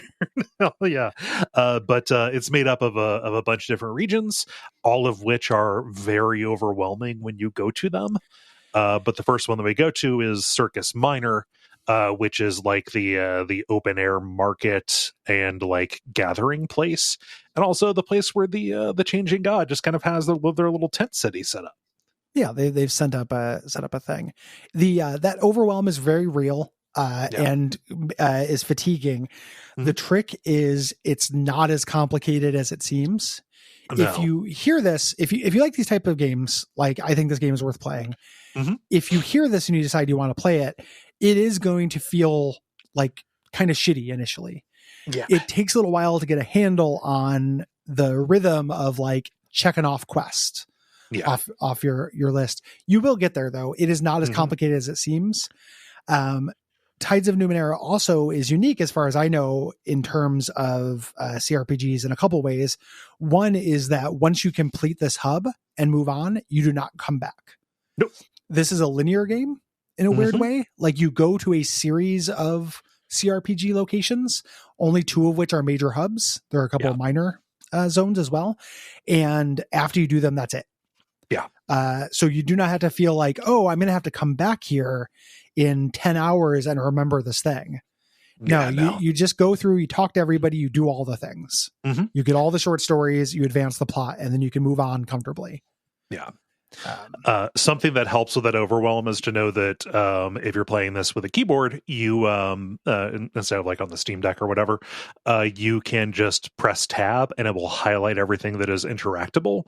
This will show you names. Anybody with a proper name will have dialogue that you can get, and it also highlights with these different icons things that are either points of interest to look at and observe, lootable things, or interaction points as well. Like all of that is very clearly delineated, so you get used to the density of it and understand like, oh, I'm just going to work methodically up the side of this. Okay, cool, I've talked to everybody here, now I can take on another one. Yeah.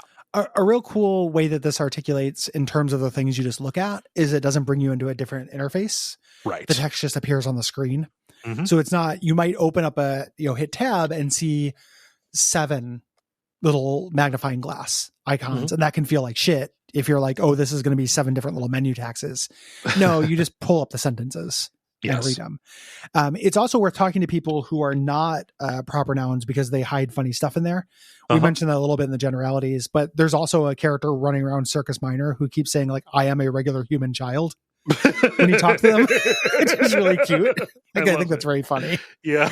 Like, don't get much more standard than me. Yeah. But just like children enjoy candy and I do too.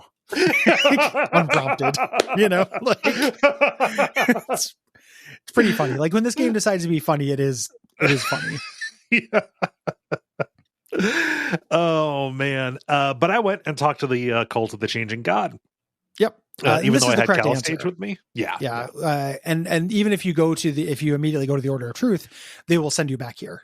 Yes. This is critical path stuff. And Cal Stage will just be like, oh, I was wrong. Like it's pretty refreshing for it just to be like, oh shit. Okay. Well, yeah. But the leaders are kind of standing in the shadow of this very large contraption, this huge purple and gold thing that is it's a clock that the Changing God built. One of the reasons why the Changing God is so notable in this particular place is he marshaled the forces to defend this when some guy named Tyrannicus or whatever tried to take it over. The Tabat. This force of monster people. Yes. Like evil soldiers try to take it over, and he was leading. Yeah. So the founding myth of this town is, Changing God, good guy. Yes. Even though whenever the cast-offs show up or he shows up, trouble also happens in their way. Oh, yes. Yeah. They're also trouble. So we had to do this kind of, they want us to fix the clock and get it working. There are these little stones around the edge, which you can see memories, these different time periods of the same place, and lock them in. And once you do, you go check out the clock, you get teleported into the mind labyrinth, where 3 cast-offs who are trapped in the clock by the Changing God are trapped inside your brain. Yeah. He had brought them along, just saying like, all right, you're my old bodies, come and work for me. But then he figured, oh, these are probably going to be dangerous. So he just trapped them in the time realm. Yeah. And this is still part of character creation. You're choosing a focus here based on these 3 different cast-offs, these different examples you can have. Once you do so, a sorrow fragment pops up and kicks you out. And now that we've done this problem for the cult, they can say, hey, we don't know how to fix the resonance chamber, but there's another cast-off who's hanging around. And this assassin named Matkina lives in the underbelly. She might be able to do it. Yeah. She's kind of a local boogeyman. Yes. They call her the White Shadow. Yes. She's an assassin. Mm-hmm. She kills. There are side quests we can do here. Boy, are they. Let's talk about them. Let's do. One of the first people you can see kind of down at the south of this area is a sculptor who is set up in a little booth in the market. His name is Zaofi, and he is carving fucked up statues of what you recognize as the Sorrow, going after one of its victims. Killing it horribly. And you think like, oh, I can talk to you and I can describe what the sorrow is like. I've seen it. He's like, no, I know that. I just don't. I need to know more about the victim that I'm channeling here. Yes, yeah. So you follow leads, and this we're gonna say that a bunch, like you Tides of Numenera. Yeah, it's not obnoxious. It's not like, oh, go ask this person. Well, that person's gonna say go ask this person. Yeah, it's usually just go do the thing. Mm-hmm. We have to go to another section of town called Cliffside, which is a section of town that's literally disappearing onto a cliffside. There. And look at these ruins. This forms a new reflection in the labyrinth. Sometimes when we see things in the real world, it causes a ghost version of it to live in our mind brain. Yeah. So we have to go there. The way to go into the mind labyrinth is to die. Or you can talk to a nice lady who has calming pheromones and she can put you into a trance. Oh, yeah. There's different ways to go there depending on which zone you're in, which is really interesting. Like you have to find the way to kill yourself or go into a trance. My favorite so far is just me constantly drinking from this puddle of electric orange goo. The bloom goo. It's really good. Like if you... I love when you drink the goo and then you go to drink it again. It's like, hey, I'm already got the goo. Should I really drink more goo? And if you do, you die. Yeah, I'm just picturing like my guy, the last cast off, dropping to his hands and knees, and the other companions just trying to wrestle him up. Like, no, I can't. Tobacco.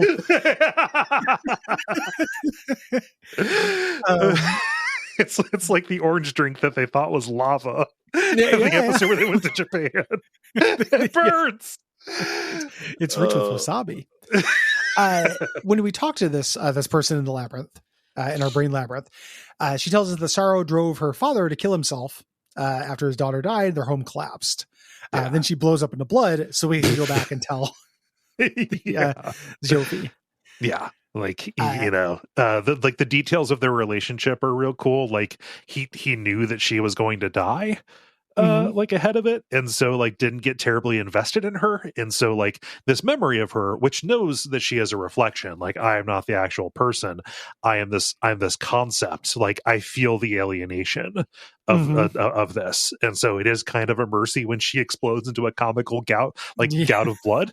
Yeah. And she gets, did you talk to the adopted kid? No. Oh man. Cause I noticed that was on the list. One of my favorites here in Circus Minor is there's a set of parents who are watching a kid. Oh shit! I did talk to them. Yeah, there we go. They were trying him out. Like they took him on a trial run. Well, he's you have to kind of, so there's this kid running around and he's like, oh, that's our boy. We just adopt him. You talk to the kid and he starts using slang. You never heard? Oh yeah. He's like, you're pretty nice for a shova. And you're like, what the fuck's a shova? They're like, people who shove people. Like adults, they shove you. Yeah. Yeah. And he starts referring to areas that aren't there. And by going back and forth and talking to them, you find out he's from the past. Because there's like a thing called, it's like the Gate of Empty Time. Okay. And it is, it's related to a few different quests you can do in this, but it's this permanent fixture here. And parents, if they can't take care of their children, they send them to a different time period and hope that they get adopted. There's a lady who stewards it in the government square, but like you can basically just send children to the future. And then she's there and she brokers like with people to send people into the future or take children who come out of it into parenthoods and stuff. And it's like a secret. The couple doesn't want anyone to know. And you can say like, later we were into a secret broker. And I didn't narc on them because like they seemed really good. And it's really sweet. The kid who was adopted wants to go back to his real parents who gave him up. He doesn't know. He doesn't really know what's going on. He's like, yeah, I try to laugh extra loud so these new people can hear me. Yeah. Like I want to make them hear it, so they feel good and stuff. It's very sweet and sad. Yeah. This gate can be tied into a couple other quests that you can do. Huh. But it's a super neat idea. Like, yeah, you just send kids in the gate. Let future parents raise them. I mean, I figured because everything was just like a too cute word for whatever it was. I just figured he was telling me kind of just local slang. Like, oh yeah, I would believe that the urchins in this town would call adults shovas. Yeah, it's your first urchin. Yeah, it's just it's a weird. It might be tied into perception. How it works, like when you talk to the parents, you can see that they're lying. Yeah, about it and stuff. But it's such a cool. I love the empty time thing. It's a super cool concept. This is different than the endless gate, right? Yes, the endless gate is the bad version of it. Fucking nouns.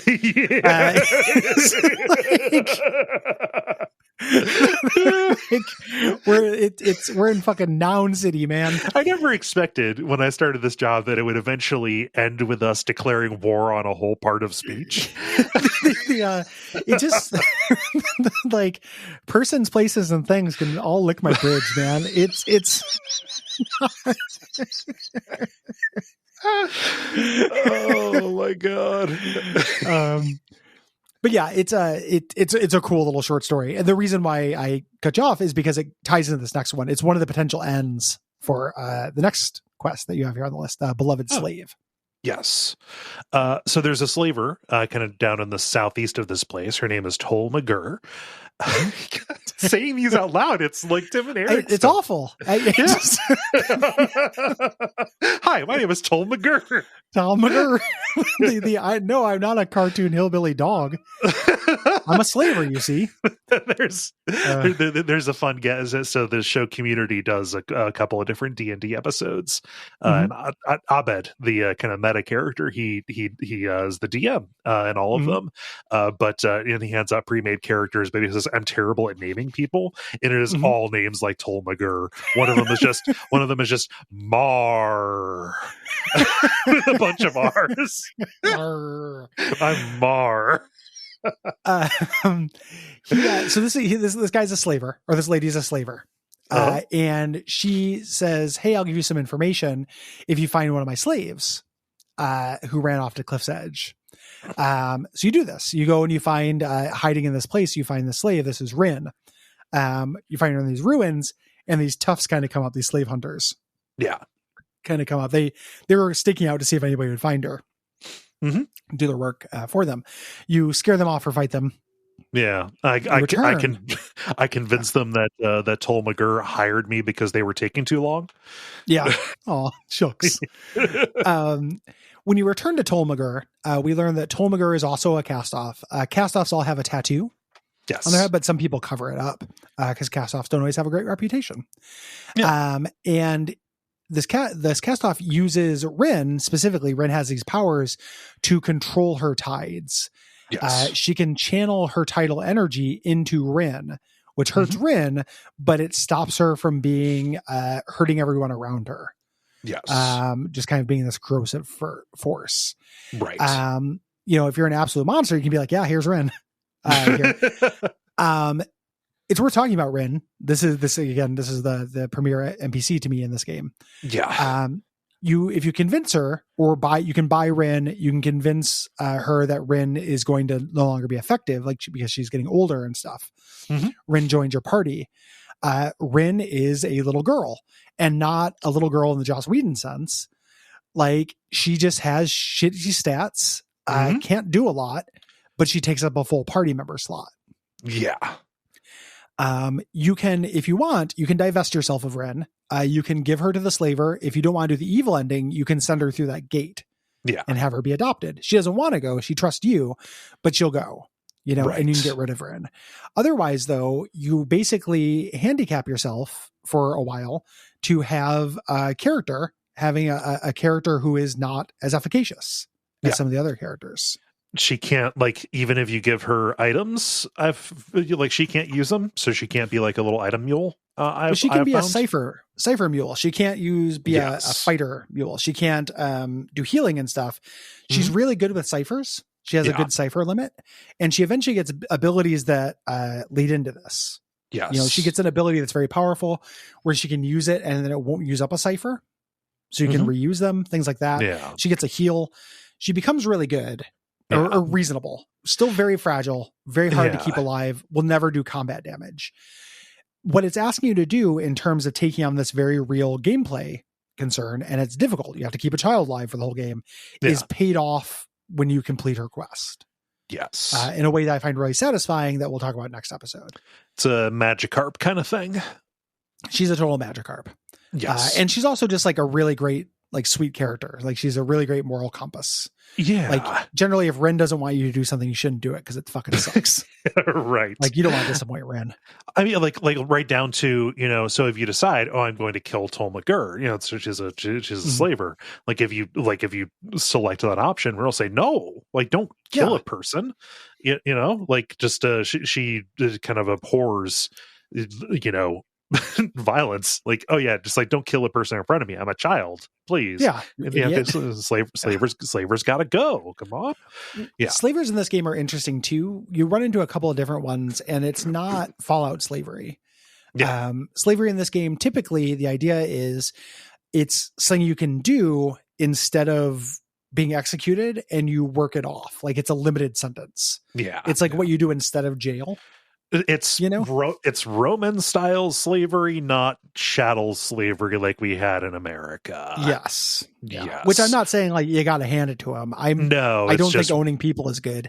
It's worth a distinction worth drawing. Yeah, it is a distinction. They are different things. Rin is, yes, sweet, like just by nature of being a little girl. Also, she's got some peculiarities to her. She has a prominent head wound, and she carries around a rock that she talks to, and she believes that it is a god. Yes, she can craft gods. Yes. Okay, this is all. And by talking to her, you kind of very early on determine, oh, she's not from here. She describes kind of this idyllic life that she lived in a place where it sounds very much like South Asia, where there were just gods of the house. Like there were just gods of particular domestic things. Like everybody had a god.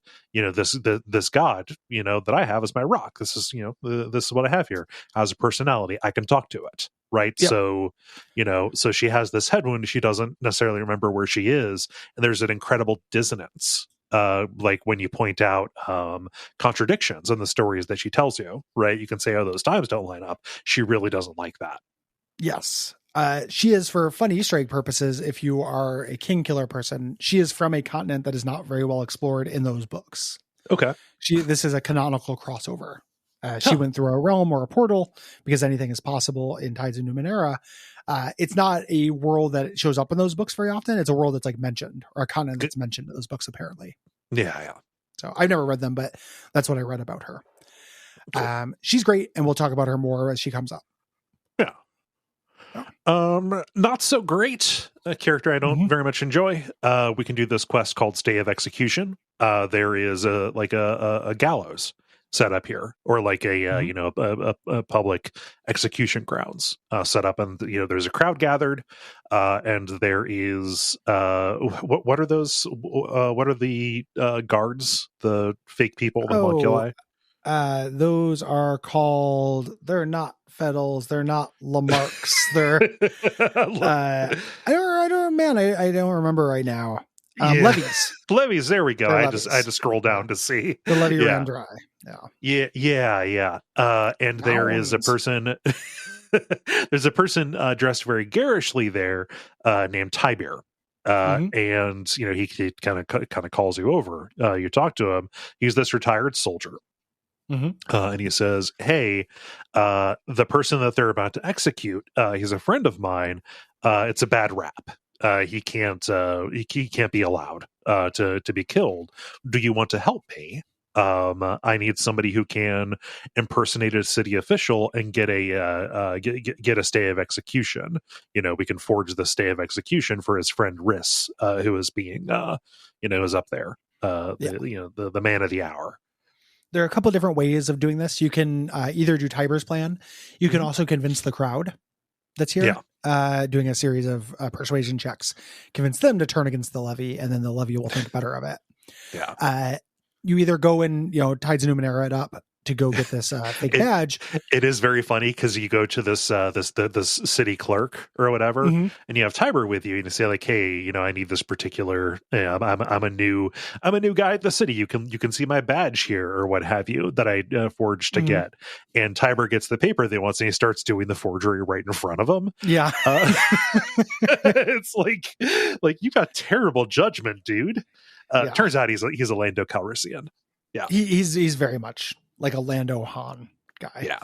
Yeah. When you go save Riss, we find out they have a history. Tiber kind of lured him into a dirty job. Tiber's a con man. Didn't pay him and took off. And the reason why he's helping, Riss says, is because there's this thing called the Devourer of Wrongs. This creature from this cult we're going to meet later who eat people. And when they eat people, they find out everything about them. It's like a post-death trial. It's a post-mortem trial that always reveals the truth about them. Yeah. Yes, they'll know everything about them. And this would, show Tiber's involvement. So Tiber can have that. Tiber says, no, like I just, what was I supposed to do? If I didn't escape, I wouldn't be able to help you out of this, Yeah. It's left ambiguous. Riss swears revenge. Yeah. In either of my playthroughs, I haven't used very much of Tiber. He is that kind of devil may care, like, Han character, which I don't care for that much. Yeah. He's also unrelentingly horny. That's the thing. He talks about going to orgies all the time, and I got Rin in my party. I don't know. I can't have that. Like I will take the good, sweet, pure little girl over the orgy maniac con man. Please. Also, he just lines up with the kind of character that I would like to play. That's true too. He's also mechanically the same thing I am. So it doesn't make any sense. His story is cool. When you get there and you find out like what he's been through and stuff, there's depth to him. There's not so much of a concept to him like there is with, a Calistage or an Eratus or a Rin. So I've never found a place for him, but it's not awful or anything. I've read some of his dialogue and some of his quest stuff, and there are funny lines and everything. I just have never been that interested. Yeah. There are higher cards to take from that deck, Yep. Yeah. Yep. Another quest here is Borrowed and Lost, kind of on the other side of the bazaar there. There are these two merchants, one of whom only writes, and the other only speaks in narration. So, it will be like the normal, just third person omniscient narration that you get in the stage direction kind of stuff, but she is just saying it. Yes. Which is, I always enjoy that. It's cute. And your character will react to it. Yes. Yeah. But as you walk up, there's like, it was amazing what nerve he had coming to us when he still has not given back this book that he borrowed 10 years ago. Tides of Cancer. The bookman wants you to return. You and your good time buddies. It's instant coffee. You buy it. You put it in the cabinet. You don't think about it. God, I love that scene so fucking much. It is arguably one of the funniest episodes of Seinfeld. Yeah. You find this later. This is something your sire did. You find this in the Changing God's Sanctum. You return it. She lets you borrow another book, which will just influence your alignment, which doesn't have very much mechanical effect. But you get some experience. It's also valuable. You can sell it. It's just it's an oddity in the game's classification of items. A weird thing about the classification of items, oddities, a lot of them you can use instead of selling. They're not really, it's not a clear demarcation between oddity and artifact. So it's always worth checking your oddities to see if they can be used before you sell them. It's just almost always like a more minor effect. It's like a geek-aw. Yeah. You'll get permanent stat ups and stuff from them. Like a lot of the times you just have to know to use them. Yeah. It's kind of weird. Like that Pez dispenser will put out 2 Pez's that permanently increase your intellect by 1 each. That you get later. But it looks like just an oddity. Like you would just sell. But it's worth noting the amount of experience you get for this. Almost every quest gives you 40. That's because it takes 160 to level up. So at a very steady clip, it's 4 quests to level up. Yeah. For almost the whole game. Nice. Another quest here is Belazar and the Beast. There's this man named Belazar. who wants you to help him steal this Nyctemerin. Nyctemerin, yeah. Nyctemerin, which is this big tentacle squid thing that's in a cage in town. You can talk to the two guys who have caught it, and they're very funny. This is legitimately good. They've captured this thing, and they're just like, yeah, we just figured, we're going to go do something with it, but we just figured we'd bring it to this populated town. Yeah. These are big artificial machine squids that store knowledge, but if they're under daylight, they're like ravenous murder machines that can kill you in one hit, basically. It seems like a very impractical, like I've got for, I don't know, $70 a 4 terabyte the portable hard drive that does not attack me under daylight. Yep. You can, so this Balazar guy is a member of the Order of Truth here. If you go to the clock and do the clock thing with the change of God, it will turn town to night. At night, you can talk to Nyctemeron. And when you talk to it, you can find out like it does not want to be enslaved. No. So instead of using the device that the guy did to give it to him, you can help it escape, and then it ends up being part of your mind palace. There. And he lives in your brain, and you get a perk called Nyctemeron Defense, which is useful for the whole game. If anyone lands a hit on you, they get a random negative status effect. Yeah, no, I totally teleported him to the beach where I assembled a crew to go beat him to death. With hammers. Me and my friends would have killed ET with a hammer. I can tell you that much. There are one thing this game does consistently is even throughout the whole game, there are a lot of different ways to do each quest. Yeah, which I really like. Like, and it's a lot of it is behind the scenes. It's not just saying like, "Hey, want help monster? Want kill monster?" It's there are dice rolls that happen invisibly. Like you might not notice that it can speak unless your perception gets a good roll that happens, and you didn't even roll that; it just happened. You know, or you reach a threshold or something. But it's a neat idea that like this can happen a lot of different ways. Yeah. So if you decide to teleport it to the beach, it is this freestanding menace that if you approach it, it will attempt to kill you because it's daytime. And it's really high level for this point in the game. Like a guide that I looked at said, yeah, go after it when you're tier 2. Which I didn't get until later, just before I left. But what you can do is you can get help. I know that there is at least one NPC that you can find in the underbelly, a place we're about to go, to basically say like, "Hey, do you want to go kill something cool?" And you do it. The Don Quixote guy would probably do it as well. Oh yeah, I sicked him on other people, but I bet you they give you an option. Yeah, sick him on this. The one in the underbelly is cool because you kind of talk to her, and she goes back and forth between talking like a little girl and like talking like barbarian queen of the wastes, something like that. Just like a big strong lady who just sometimes when she says something, it's like rah, Hulk speak kind of stuff. And it turns out this is a construct. That is made that somebody made and sent like pilots remotely. The person who is controlling her is the daughter of the person who made it, who is basically playing around after hours.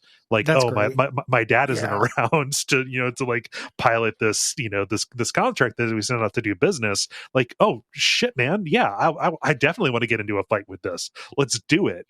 The kid, there's I met her, but by that point I had taken care of the Nyctemeron. Yeah, but just the idea that like there are multiple people you can go get help for this is really cool. Like. Those kind of edge cases and interdependencies are why this genre is good. It's a cool thing you can do. Love it. Yeah. Later you can run into one as well. Even if you save this one, there's just a freestanding one later. Oh, a freestanding Nyctemeron? Yeah. Nice. Or at least there was for me, who was wandering around the grave of fallen heroes or dead heroes. Yeah, I didn't see that. I didn't see that.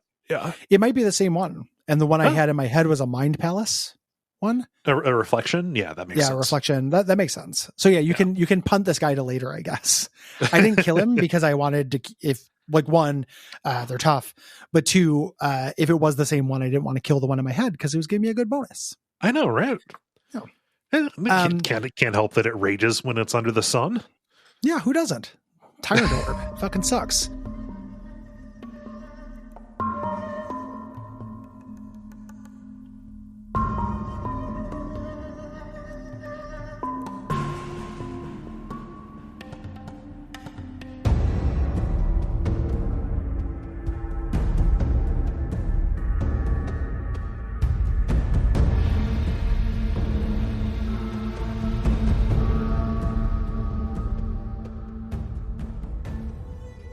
So the main quest is called the Cold Calculating Jack here. And we have to go find this Matt Kina person. So we go to the underbelly there. And the people there point you to this man named Mapper. Mapper's skin is covered with changing tattoos that reflect places he's been. Yeah. And he might know where to find Matt Kina, but we need to do something for him first. Right. There is one place where he has not been in the city. He knows that he has heard of this sanctum for the changing god.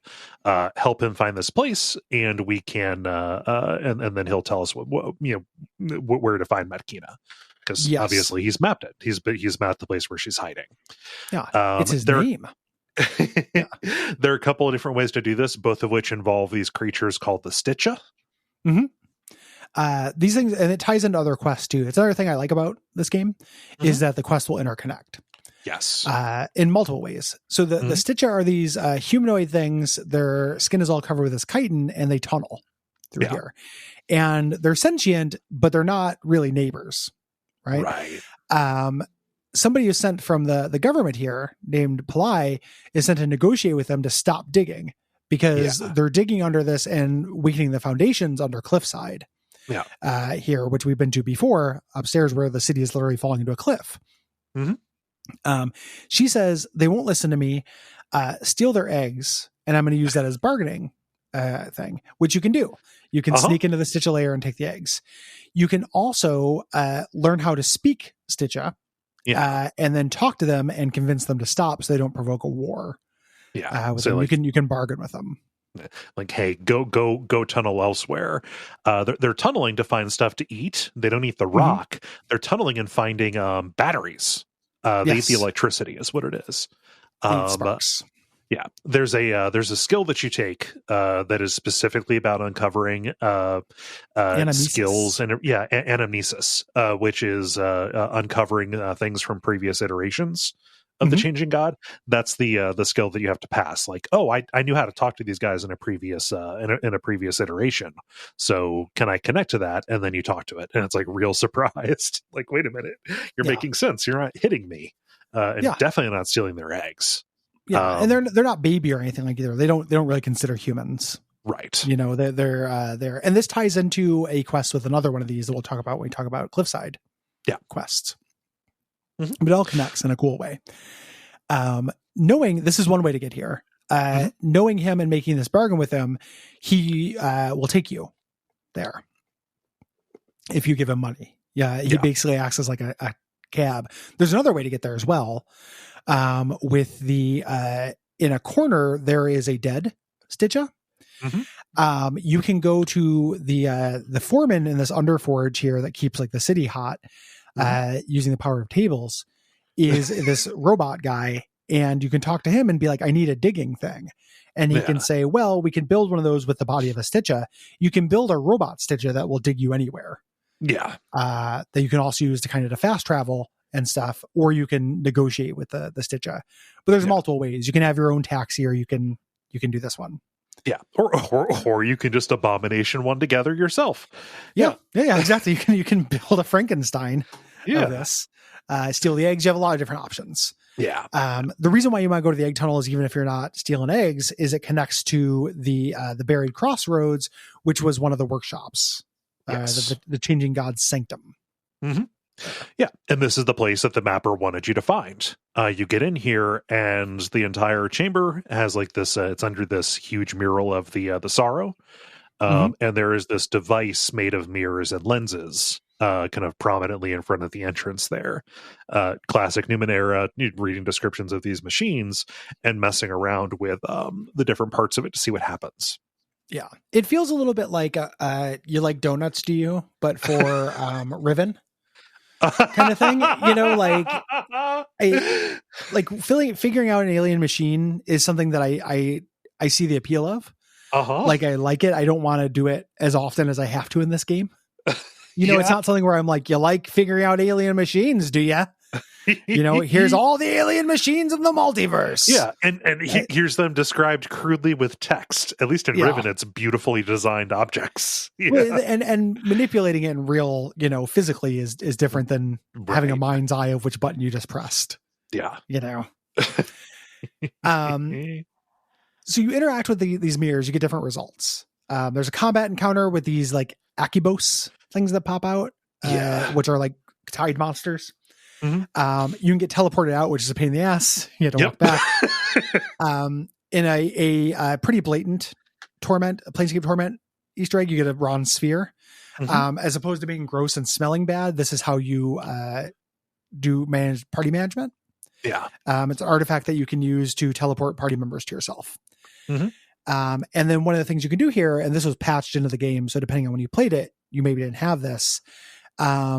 If you mess with it, it can kill you, and you meet a companion they add, the seventh companion, who is literally a cast off in his blob. Like, okay, so you're not saying that is a cast off. This is no, but it turns the game into a cast off in his blob. Like, it is a boy in his blob style ass blob. Yeah. And it's like a little pet. I have not rolled with but I've read a little bit about it. It's like, oh yeah, he just like, he wrapped himself around your leg. That's weird. Like, oh, he just wanted a hug. Yeah. It's like a dog leaning his shoulder against you. Just, yeah. Is sweet. Yeah. I fucked around with for a while. In this, the is a creature that comes from the realm that originated tides. So it is tied to the tides. Okay. It has a major connection to a character that I don't want to spoil in this. But the reason why you take with you is to learn about tides and strengthen your connection to tides. And it almost feels like an answer to like our criticism that like tides don't matter that much. Because depending on what alignments you have, you can change Yeah. Will take on different powers depending on what your dominant alignment is. And Um's kind of signature passive ability is to give up its action move slot in a crisis to wrap itself like armor around a character, which will give that character passive bonuses depending on what the title alignment has. Giving up a character slot for that when it is not verbal is weird. Yeah. It and cannot do mental tasks. Has like a intellect stat that's very low. I can see doing it in a game where you don't have Ren with you. Yes. Because having two deadweight characters is too much. Having one is actually pretty doable in this, but having two is a little bit a lot. The other thing is you learn about Um's backstory. Whenever you learn something new about the tides, you can check in with and Um's backstory is incredibly tragic. Was the changing god found as the last of Um's world and basically tortured it for millennia to learn about the tides. And it is, again, I cannot stress this enough, baby. Like it is very cute. And this is a very monstrous act. Like it's, what if the practical incarnation just kicked a puppy every day for like 10 years? It's like what this is. It was the same puppy. It was always a puppy and he kicked it every day. Yeah. Yep. Oh, yeah. It's sad. So once you've explored this place, you can return to Mapper, and he tells you where Makina is. She's in this old thieves' hideout called the Cave of Last Words, and whatever Stitcha you found will take you there. Yep. She does not like that you found her. She does have that information, but she asks for a favor. Yeah. She introduces the idea of mirror casters. Mirror casters are things that cast-offs have. They're objects that allow you to go into their brain, similar to the I can't remember what they're called in Planescape Torment, but when you do this in Planescape Torment as well. Yeah. You learn a memory and you do choose your own adventure. Yeah. Here. specifically, you're going in and you need to resolve this basically a crisis that that Makina was involved in, along with some other cast-offs. Specifically, Tash Yes. was the name of this guy, and it's related to this flute that belonged to this village that they were looking to get a hold of. Except they don't call it a flute; they call it a jock Because of nouns.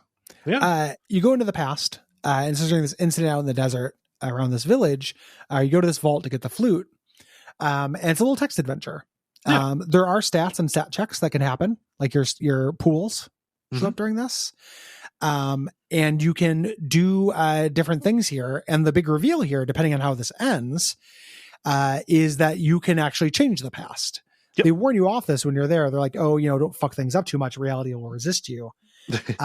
If you do this, depending on how you do it, you will fix Makina's memories, give her memories back, make her not a victim of this thing. The characters in this are important characters who you find out later. Yeah. I'm going to cop to the idea that like I cannot bonfireside chat Tides of Numenera. It is just too much for me. So the reading all of these Mirrorcasters and remembering all of these goofy fucking fantasy names and their relations to each other is beyond me at this point in my life as a 42-year-old man. Like I can't. But this is important to backstory, I guess, is my only point of bringing that up. Like it's not superfluous. It's just, it's backstory. It's back matter. Yeah. Yeah. I fucked this up, like not intentionally. I just, I think that maybe I was just at the end of a day, so I didn't have the stat pool that I needed to resolve things in this. But yeah, just end up failing, and then Tash, instead of killing Makina and abandoning her, all of the cast-offs have kind of the same kind of immortality that you do. He sacrificed himself to save her. And this mends these holes in Makina's memories. She had been kind of hiding out on this bad choice road, having been this assassin, and you have done her a great favor by going in there and messing with that. Yep. So she helps you out. She says the person who can help you is this cast-off named Mazov. He's living in Miel Avest, which is a sanctuary for cast-offs. To get to it, you have to go through this necropolis in the Valley of Dead Heroes, and she gives you the numbers 3431. Yeah. She can join you at this point. Yep. She's a companion. She's a really good companion, like statistically. Yeah. Yeah. I took her my first playthrough. In this playthrough, I switched to Castellage instead. Yeah. But she's cool. Useful. Yeah. Assassiny. Real high quickness, which is useful when you go south of the cave. There is a cliff that you can climb up, and it has a really high difficulty for quickness. And if I tried going up, and I fell and took some damage. I was like, okay, let's get Makina on this. If you try and climb down this, you end up jumping and dying. It's like you'll say like, oh, it's a long way down. Where are you climbing to, man? You get up to the top. There's this device, this teleporter device. It will not take you to Miel Avest, but it will teleport you around. And functions as a kind of fast travel. It activates these devices that have been in the different zones of this hub, and activates them so you can shoot around a little bit. Which is useful for talking about the side quest. If you the want bulk of this, like we've done the main quest. Kind of jump around, because we know who can help us fix up the resonance chamber, and we can look for passage if this teleporter is not going to work. But there's still so much left to do. Yep. And you want to. Not just because you want the mechanical rewards, you need to level up and be more powerful, but this game's value is primarily through telling you short stories. And this is how you get them. So in the underbelly, which we just were at, which is like the furnace that powers this, powered by robots or controlled by robots. The first side quest we run into is Circles in Red. There's this mob boss named Folsom who knows who you are. He's looking for a person who killed one of his proteges, Weedle, before he can evolve. And once this is one of the once he's a Kakuna is useless to me. it's over. Yeah, the layabouts. This is one of the quests that changes with rest. So as this is happening, like there's a serial killer on the loose. Every time you rest, they take a new victim. And if you rest too many times while trying to do this, they will jet. Yeah. And it'll ruin it. I think that's really cool. Some people are made very nervous by that. I like that consequence. And I really like how it plays with the tension of how stat pools work in the early game of this. Yes. Like it complicates the decision. Not only do I need to see if I can gather up enough money to rest, I need to know whether I can waste the time. Because people might die. Yeah, and it is gameplay and story consonants, right? Like, oh yeah, if there's a serial killer on the loose who kills every night, sleeping is an irresponsible act. There's a consequence to that. Yeah. Yep, a thing that video games very rarely do. Yes, actual pride or urgency. Akina will give you a hint about this. And say that circle that was painted by the crime scene was most likely created by an offshoot of the Children of the Endless Gate, which is an offshoot of the cannibal cult, the Death Eaters or something. I can't remember what they're called exactly. They are related to that execution. It's this cult of people who believe that every life and every set of memories is sacred. When we eat corpses, we gain those memories. We're maintaining them. And then somebody eats me and they get those memories as well. And we're all human hard drives. Right. For this shit.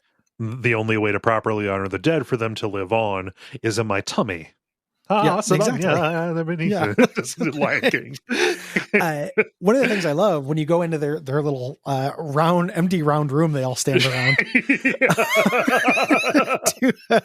to talk to him is how charismatic the leader is. Oh yeah, he's great. I love this. He's just like his teeth are all brown and gross, and he's this like cadaverously skinned lich character, lich character, but he's real nice.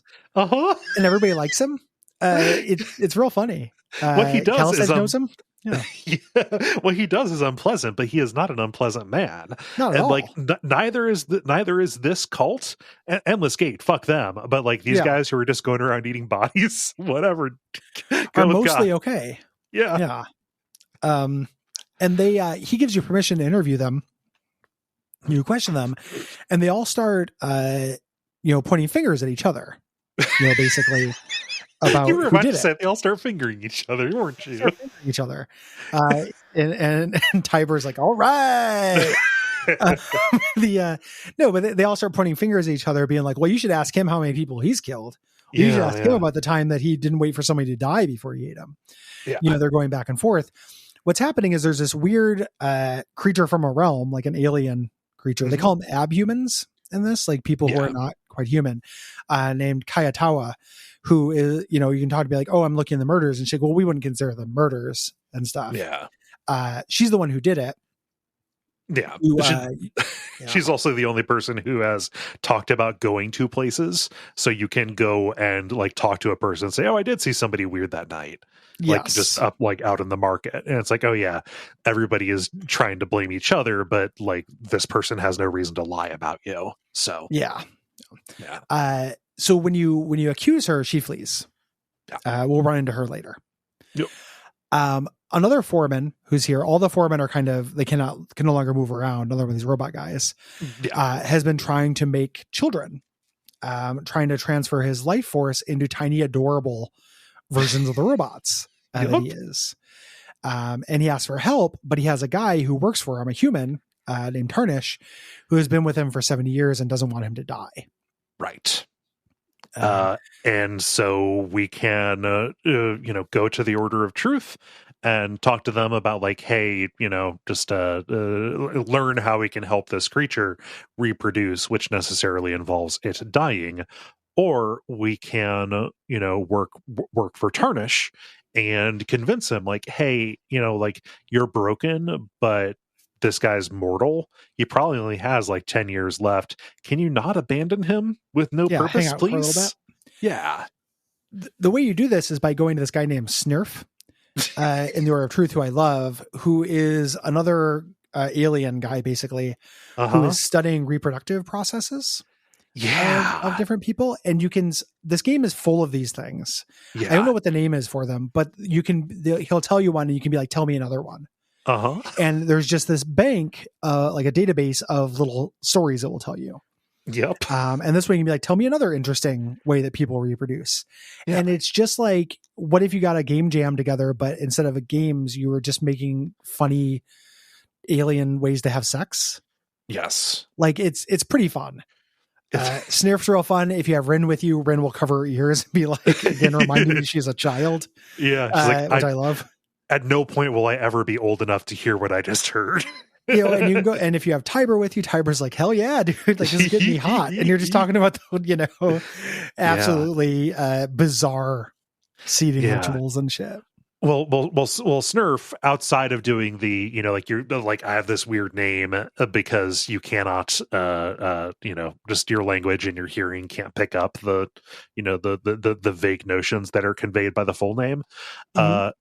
His backstory is really interesting and tragic. So the world that he comes from, they reproduce by cutting off a part of their body. In order to form the new creature, and there's kind of a caste system. So if you give up a leg, they end up being a soldier. If you give up an arm, they end up being a laborer. And if you give up your head because of the sacrifice involved, they end up being leaders, right? Like that's how the great men are born, right? And though they have the technology to replace the limb that is given up, it is considered to be just a horrible taboo. It is you have disowned your progeny by undoing the sacrifice that made them. He was just going around armless in these ruins, and he found just an artifact. He found another Numenera that were just artificial arms that connected themselves to him by accident, and he was banished for being a pervert. Like he did this horrible thing that relates to the reproductive act for his society, and he was cast out, and he eventually found his way here. Yeah, having stepchildren, basically. Yeah, like in this metaphor, having kids. Yeah.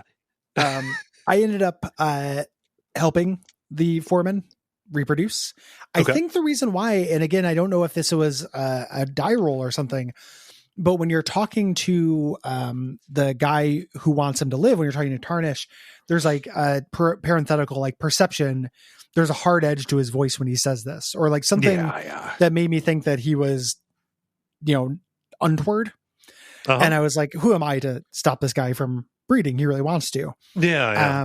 You make him have all these kids. It's pretty wild. You can, it makes tons of little kids, and they kind of wander off on their own.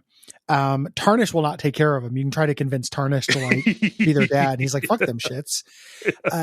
One of them is a cipher you can have, or two of them are ciphers you can pick up. And then one of them is stillborn, which is an oddity. Like stillborn child I think it's just called the stillborn child, and it's a little toy robot. Neat stuff. There's also just in terms of each of these areas, I want to just say the cool shit that happens that's not related to a quest. Yes. There is a guy who is selling food, and the way he's doing it is he found these like a fin of a creature that always grows more creature back no matter how often you eat it. So he just has 3 vats of ever growing meat. Like imagine like a regenerating Eurotube. Yeah. It's like he's like the diner owner in 11/23/60 or 11/22/63. I've been selling the same like 5 pounds of hamburger every day because I go back to this time loop. Yep, it very very similar. Fucking scary and gross. But just a really cool, very cool idea. Yeah, love it. Yeah. Yep. So another place we've already been for the main quest is this the Cliff's Edge, which is not just a place where you can go and pay really high insurance rates. Yeah, or a place where you can watch one of the cast members from Cheers almost come to orgasm. AKA Norm's Junction.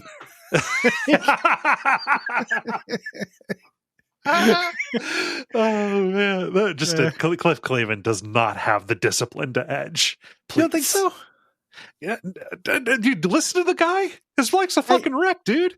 I could see putting him in some kind of torture orgasm chair where I force him to edge until I milk him good. Well, you can. I mean, you can do that to anybody. It's not just Cliff. How do you figure? I don't know. I'm just playing in the space with you. Come on. No, I know. There's something specifically about them Clavens. Ratzenberger. Oh man! Speaking of somebody exuberant with unearned confidence, when you walk in here right away, you will run into this person who has a glow about him. Literally, Yes. There is this very foolish man named Eridus who just compulsively stole an airship because he thought it would be a cool thing to do, and he crashed it into the cliffs. Yep. You can come to this from each of these areas from different ways. So I came looking for this guy because I had met the guy who airship he stole the airship from. Yeah. And you talk to him, he's like, how do you survive? And he's like, backflips. I did it. It's all kind of like Lowell Monkey Random, right? Yes. Which initially turned me off of taking this guy. Yes. There's a subversion here. It takes a minute to get there. He comes off like Minsk in Baldur's Gate 2. But there's a concept to him. I don't want to spoil it. If you just did the Fallen Heroes, I've gotten a glimpse at the core of an Eridus. Yes. We will talk about Eridus in full next episode. It's one of my favorite stories in the game. The second best companion here. Mechanically, he's really useful because he's the only glaive you can get. Like you can only get one fighter, and it's him. Yes. And he's really good. He gives you good passive bonuses. He's really good with heavy weapons. You don't do that much combat in this, but he will make the combat he's kind of like a TG Sid for the combat you're going to do. Like he makes it much easier when you have to do it. Yeah. And he's got a little, very courtly crush on Makina, who is not into it. And Makina's not going to have it. Him and Rin have a really cute relationship. Yep. Together. Him and Calestige can barely contain her repulsion at this dork. But the good dynamics. It's just one of those things where I just have to assure everybody that he's cool. Yeah. He hides under a bushel, but he's real neat. Yeah, he's the character who, if somebody in a tabletop group started doing this, like you would probably start another group and then not invite him. Yeah, like it'd be awful. And even you'd have to say like, hey man, there's a concept, I promise, like I'm going somewhere with this. It's just going to take a while. And that's tricky. So Flood Simulacrum is another quest here. This is really cool. There's this man named Finzen, and there's a levy in town that's talking to him. Levies are cops in this world. The way that levies work is the changing god built a machine and gave it to the Order of Truth.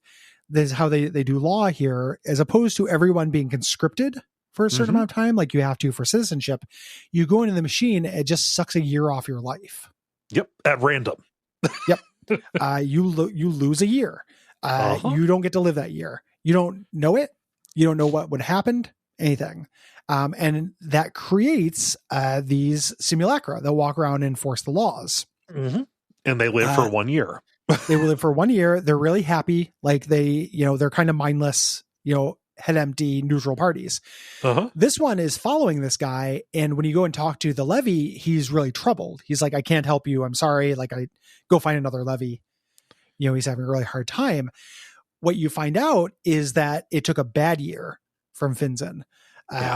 It took a year where Finzen would have, had he killed, died in a fire and killed a lot of people in a fire.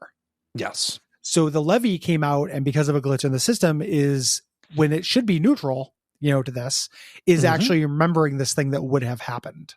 Yes. And so you can say like, hey, because you entertained taking that job, you basically like causality is such that was that was already sampled and taken and taken from you, and it has created this person who you think is trying to kill you. And you have to talk him into, at least I did this, had to talk him into giving up another year so that this levy could get a fresh start. Right. Yep. And you have to convince him. He doesn't want to do it. He's like, fuck, they're levies. They're, robot cops. Yeah. Like I don't give a shit about that. And you can be like, this is like undeniably your responsibility. This Yes. dovetails really well with the themes, Uh-huh. of the game. Like he's created a cast off. Yeah. Essentially. And you arguing to him that it's his duty. Yeah. And it could be a problem for the town. Something that's really neat if you go and learn about the levies from the cop central up there by the clerk. You find out that every levy carries this talisman of the year that made them. Right. So and you can notice when you're talking to Finzen's levy that he is holding this. It's a little like wooden statue of a bird that is charred. And if the year that was taken from them is bad enough, they will slowly become a monstrous version of the talisman that they carry. So eventually, if Finzen doesn't take this guy would turn into a horrible fire smoke bird, ashen bird, and start killing people. Yeah. It's a cool quest. Again, it's just so good. Perfect little idea. Like the individual writing in it isn't my favorite thing in the world. It's just the perfect premise. Another quest here. There is somebody hanging out outside of this collapsed house that we might have talked to when we did the main quest there. And we can talk to this woman who's nearby, this kind of a midwife named Mother Tamaz. She knows I am. She knows that I'm a cast off and knows that I was the falling star, and says, hey, if you help out this person that I birthed a while ago who is at this kind of crossroads having trouble picking what to do in life, she will restore my call, this protective kind of thing that burned up when we were born from the sky. Yes. Yeah. It's this mutant. Mutants are these abhumans. They're exactly what they sound like. From the underbelly. And he wants to use his money to remake his appearance. There's a surgery center on the cliff's edge. He's been saving up and he wants to look like a normal. And you can convince him instead to spend it on education at the Order of Truth, which he will go there and he will thrive. Yeah. I say like, hey, looks are going to fade. Knowledge is forever. Go to college. Yeah, go to college, little man. Plastics. He does it. There's a man named Lord Vuntkin who he's not trying to calm a crowd. He's trying to incite the crowd. Because there's a Stitcha that went rogue. This is interesting. I think that you got some details wrong. Here. So this has nothing to do with the deal that you made. This guy's here at first. Stitcha has been outcast. So he references when I'm talking to him, he says, oh, one of your beloved Stitcha heard about this deal. Like, oh, they're not so great. There's this rogue Stitcha going around making problems. So that's the reference to the deal. Yeah. Vundkin knows about the deal, but this guy was here before that. There's a Stitcha out by the cliff that local orphans are sheltering. The Stitcha has fucked up. ET. It's an ET. They got an ET, and they don't kill it with hammers. He's got fucked up hands, and the Stitcha are like, if you can't dig, you're no good to us. They kick him out. If you have the Stitcha language, you go check in with him, and he explains like, I'm basically no good, but I'm not the person who's doing this. It turns out that Vuntkin pulled this guy up, this Stitcha, brought him up here. He had been taken out, but Vuntkin put him up here to try to incite the crowd to go on a Stitcha. He was doing shock doctrine. He was like, let's create this problem so we can go on these things I don't like. Yeah, and just so they would have something to blame it on. Yeah, like it's undeniable that thing. The town is falling into a cliff. Here. The people are mad. Let's give them an outlet for their anger. Yeah. Okay. There. Yeah. So you can instead convince the Stitcha in the underbelly to take him back at this point, and then you can go to the Vuntkin and be like, "Yeah, the Stitcha's gone. You'll never get him, fucker." You can also kill the Stitcha for him if you want. If you want to, which helps out with another quest in front of the kids. Yeah, like here's your ET. He's one of the heads of a slave family, or the slave families, which are not slaves. They're families of slaves who were did an uprising and became like the controlling political power. Yeah, they're around at the founding. Yeah. Yes. Vuntkin's a real dick. Oh yeah. Here. I couldn't get it to work in my memory. I had a memory of helping out the outcast Stitcha in the underbelly and giving him prosthetic hands. I could not do that this time. I couldn't get the option. I remember the foreman doing it. Yeah. But, and him being reintegrated, because when he goes down there, it's unresolved. It's no longer a quest. He's just hanging out there. Yeah. Well, he's like subsisting on scraps, and they all treat him like shit. It's a worse ending for him than living with his like little kids. Those kids, eventually you go back there, and one of the kids, they live in this house. They only go in it to change their clothes because it's so teetering on the edge of a cliff. One of them was in there to change her clothes, and she died. She fell down. Their father is gone. He's in the bloom. We're going to learn about that later. And he has seemingly abandoned them. Yeah. You can take the remaining kid and convince him to go through the gate of empty time and get adopted. But then later you can find the dad. It's not the dad's fault that he's gone, and you can send the dad back, and you could be like, yeah, sorry, I sent your kid to get adopted through the future portal. Like while you were held up through no fault of your own. It's a pretty sad story. Yeah. You're a dad. You're a Civil War buff, right? Well, this will be exciting to you. Yeah. Guess what? Here's some kids fighting in. Hey, to make it up for you, here's a coupon to an Air and Space Museum. Dad. The kid has a good ending though. When you send him to the Forgotten Time, he goes into the past, and you can check in with the Hall of Records guy and learn that he like lived a life in the past. Just cool shit. Again, cool sci-fi shit. Also cool sci-fi shit. The clinic that the kid in Wayward Son was going to go to. You can go there. This they call it a chirurgical parlor, and he's like, I mean, it's a street doc straight out of Shadowrun. Like it's a street doc, but he's cursed to tell the truth. Yep. Which I really love. So you can be like, yeah, this is called the endless darkness. Yeah, it is gonna fucking hurt. Most people scream and beg for death when they come here. Yep. You want to do it? It's like, this one, like he tells you in gory detail everything it's going to do. Like, yeah, no, the drone removes the top of your head and then replaces part of your brain with this, and then maybe the drone gets your head back on. If you want. It's gonna suck. It might work, and it's gonna suck, and it costs $100. You know, you want all these? You'll get enough money in this opening act to get them all, and they're all good. Oh, and I didn't. I only took the eye. I mean, because it's because it was the one that seemed like it gave the most advantage for the least downside. I passed up on the drone surgeries. I think there's like 6 of them, and they're all just passive benefits or active abilities you can get, and they don't take permanent downsides like it implies they do. They do damage to you. Right. Which you then just heal. Okay. And damage won't kill you.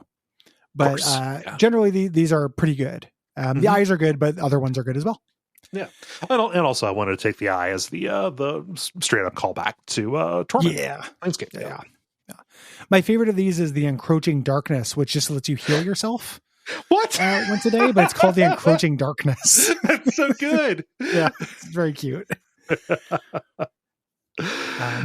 There's a bar in the cliffside called the Fifth Eye. You walk in and everything gets a little like wavy because like they established this place because the patrons here are these old retired psychics. It's kind of a VFA for psychics who fought in the who fought in battles around this place. Yeah, specifically not the Endless Battle, which we haven't really heard of yet, but in terms of sweaty ways that Tides of Numenera just like straight up just takes things from Planescape Torment. The Endless Battle's really up there. Yeah. This is also a Planescape Torment thing. This is the Burning Man or the Burning Corpse Bar, Smoldering Corpse Bar, basically. Yeah. There is a ghostly woman here at the bar. When you talk to her, she very furiously, there's reasons for all this stuff, and it's all stuff that will be revealed in the end game. This story ends up being secretly very important. Oh, wow. She rips your throat out and sends you to this kind of labyrinth Mindscape version of the Cast-Off's lab that went to the Buried Crossroads. The woman there explains that she shouldn't exist. It feels like memories are being forced into her being. We've talked to some other women throughout the city who have also seemed like they were being possessed and overwritten. Yes. By women. We check over, talk to these people. One woman avoided it by getting rid of years. Like she kept using the levy machine. Like she looks like she's 40, but she's 20. Yep. Because she had to skip the year where this happened to her. That is such a good idea. That's I love so it. goddamn cool. I just, it's the thing that like, the magic of Tides of Numenera is like, that's such a good idea. Yeah. Just like, okay, like where these two things collide, we have the levy system and we have this horrible sickness that is afflicting young women. How would these interact with each other? Well, yes. somebody might see it as a worthwhile, like I will advance my age. I will give up that time if it means that I can ironically live longer. That's so good. Imagine skipping your worst year. Like you have to kind of guess whether it's going to happen there, but like if that just didn't happen to you, that's fucking crazy. Like that good Grant Morrison heady shit. That elevated like CRPGs do. Your Torments or your Disco Elysiums or this. Like it's why I love the genre. Yeah. It's I mean, I'm not saying this to specifically fight our Pokemons. But I compare this just, idea with 999. Yeah. Like that also wants to have cool concepts, right? Like 999 wants to have cool concepts. And there's no goddamn comparison though to me, like of a character there explaining Kurt Vonnegut's Ice 9 to another character. That was just another sci-fi writer just came up with it and they're just repeating it. Yep. There's no twist on it. There's no commentary on it. It's not canon anyway. It's just the trope presented. Yeah. It is. So if you ever wanted to like highlight why, and there's no gamer superiority or anything going on, but why I personally prefer a CRPG approach to these kind of sci-fi concepts to a visual novel approach, this is the difference, like crystallized. And I'm here like in both. It doesn't necessarily need to be a choice, but the differences can be stark, especially when we're going in depth on this one, which, has that, has the variety sampler pack kind of version of this. Yeah. By no means this is a perfect game, nor does it execute on these ideas perfectly or to completion. I just think that like somewhere my threshold for my interest in those ideas is somewhere between where 999 does it and this does it. Yeah. Like the minimum amount of execution and interest is higher than 999 and lower than this. So this passes the bar for me. Well, you said something unflattering about a game I like. So this is the last episode of the show. Damn. Well, a lot of Patreon refunds for the first half of 2023. I'm just using it as an example of a game that does sci-fi stuff that I know. Substitute anything in that you don't like. That also plays fast and loose with sci-fi concepts, but doesn't do it as well as this cool idea. I also am so not taking it personally. Yeah. No, I didn't think so. I just, sometimes I get self-conscious about using the same whipping boys over and over when like other things would serve as an example. And you just get, for me, I get habituated in using a thing as an example. Yeah. Like Kojima is not the only person who does Kojima shit. It's just very easy for me to bring up Kojima for Kojima shit. Well, because we've played 999. We've played a bunch of Kojima shit. Like, I mean, this is less like you saying like, oh, this is the worst example. And it's just the comparisons we make, I think primarily because most of the game playing we do is for the show, is we're referencing back to another show or like we're referencing back to another episode we've done. It's also a thing where I remind myself that we do this for an audience. We're not just talking, and that audience could conceivably be familiar with 999 because there's an episode about it. Yeah, well, I mean, so it's within the canon of our game discussions. I mean, and also it acts like marketing for the past catalog in a weird way. Just like, oh yeah, we did an episode about this. If our disdain for this confuses you, or if you want to have the comparison kind of elucidated, you can go back and listen to that. It's there for you. It is waiting. And there are people for whom that approach works a lot better. Yes, and that's fine. Like it's just a different strokes thing. For me, this is such a cool, heady concept. Sci-fi concept that it just charges my like. That's fucking badass. Oh, it's so good. Yeah. I really love that. With this quest, when you return to this person, after you've checked these different people, you return to the Daughter's Fathom in your brain. You see flashbacks explaining that this young woman died during the siege on Sagus Cliffs, and her father used the changing gods probability machines to try to bring forth reincarnations of her, to try to bring her into the future by forcing her into personalities that already exist, to overpower his force to learn how to turn the machine off, which you turn off in real life. Yes. This is important to the end game. Good to know. Yeah. I figured, quantum shit is factoring in heavily. So, yeah. To know that it has more than just thematic resonance, I will keep that bookmark in my mind.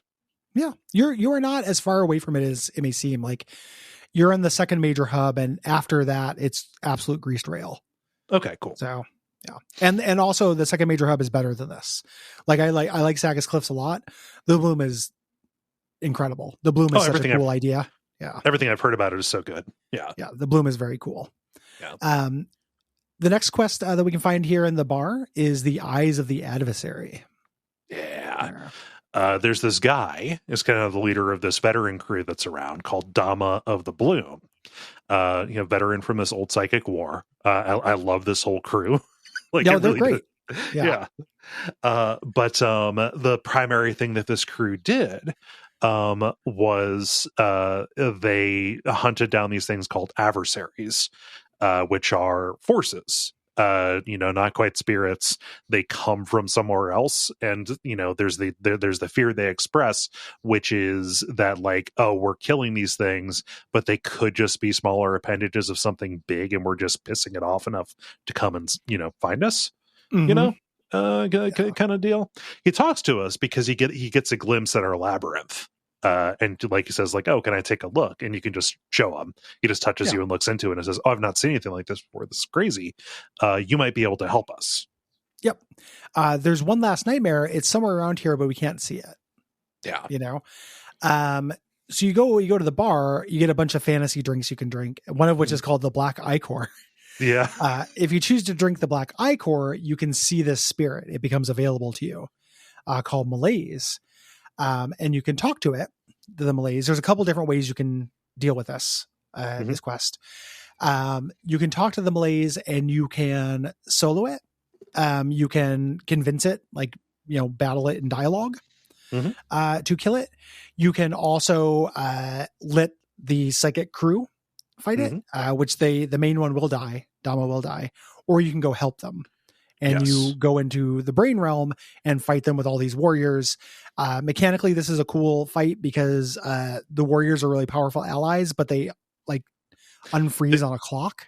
Yeah, they start out kind of held in paralysis by it. So you have your party, and it's like every 2 turns, one of them becomes active, and you're fighting kind of like copies of this thing. There's a bunch of these Malaise guys around. Yep. There are multiple different ways you can take it out. The way you want to do is take it out and have Dama survive. Yes. You get something if he dies, but that's the quote unquote bad ending. Yeah, this thing. Regardless of which, you rid the world of this final adversary, which is cool. Yeah. The final question in the bar is one that I don't feel great about doing. Especially knowing what you know. Yes. Here, there's a woman named Clarion who's recruiting for the Endless Battle. The Endless Battle in this, it's not the Blood War. Don't get it twisted. It's the changing gods, people who are loyal to the changing god fighting against people who are loyal to his first cast off. Who is deceased, but they, continue. Their leader is always named after the first cast off. Yes. One of the biggest failures to me in Tides of Numenera is the Endless Battle. It's the Blood War felt like, because demons were doing it. It was this endless thing. Hell. It was literally hell. Like it was the place where you went. It was like, if you were a bad person, you got sent to the Blood War. If you didn't believe anything, you were sent to the wall. Yeah. Or you could sell your soul to go to the Blood War. You could say, hey, I'll sign up for the Blood War in exchange for riches in this life. Yes. It mapped onto things. The Endless Battle is just people being fucking idiots. Just killing each other and grinding up mortals to do it. and kill, for no reason. Like, it's not all cast-offs versus cast-offs. Right. Then it would be a literal endless battle because there would be, they would all no regenerate. attrition. Yeah. There'd be no attrition. But people get recruited into it. Like you do here for this, for this monster lady. It just ends up feeling arbitrary and dumb. It's like war to no ideological end. Right. It's a huge place where the game is echoing Planescape Torment and missing what purpose a narrative construct had in Planescape Torment. Yeah. And it never gets better. You learn more about the endless battle. It's a plot point. We end up going to that sanctuary. We learn a little bit more. We meet people from it. They all seem like idiots who are just throwing away their lives for no reason. Yeah. Like it sucks. I really hate the endless battle. I understand why Matt Kina chose the path she did, just not associating with any of these assholes. Yeah, fuck this shit. Like it's stupid. I don't know.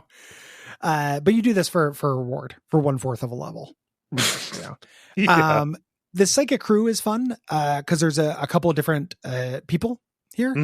One of them is this guy who talks about how we took this thing called the Words of Kra, this crazy meme that destroyed a civilization.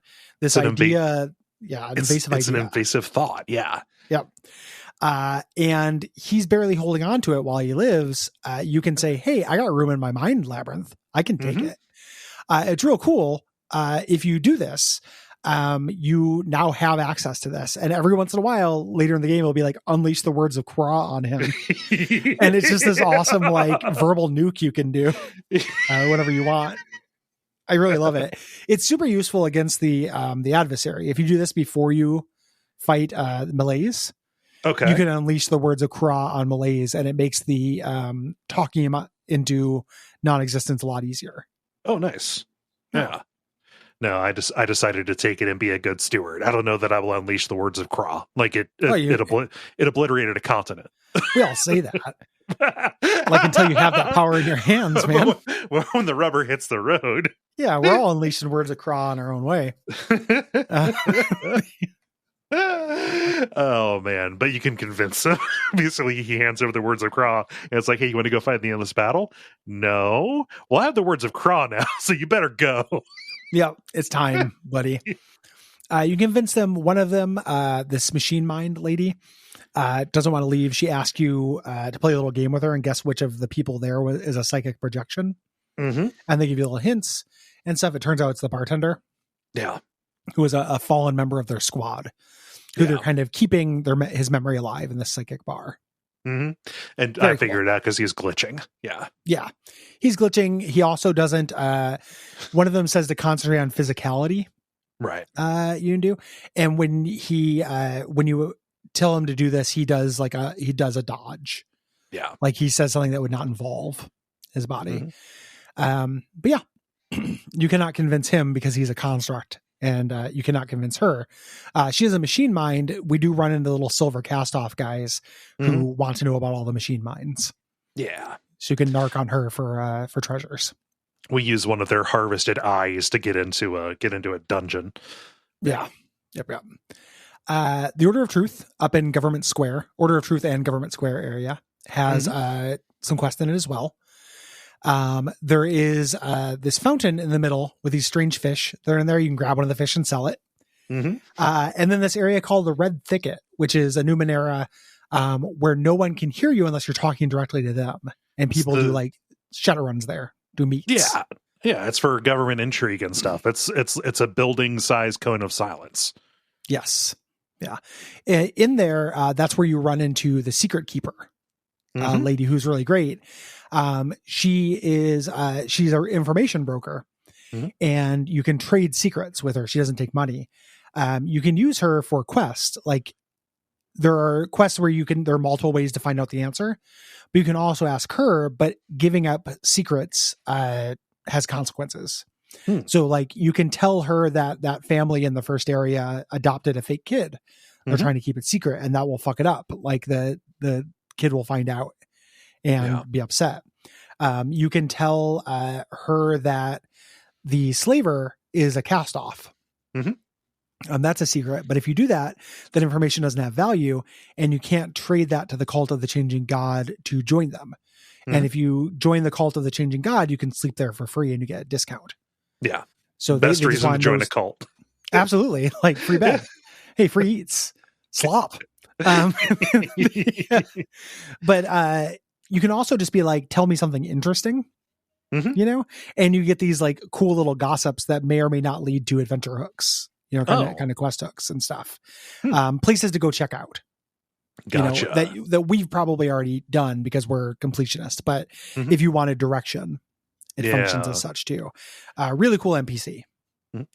I didn't give her any secrets because the secrets the consequences were too apparent if I gave it up.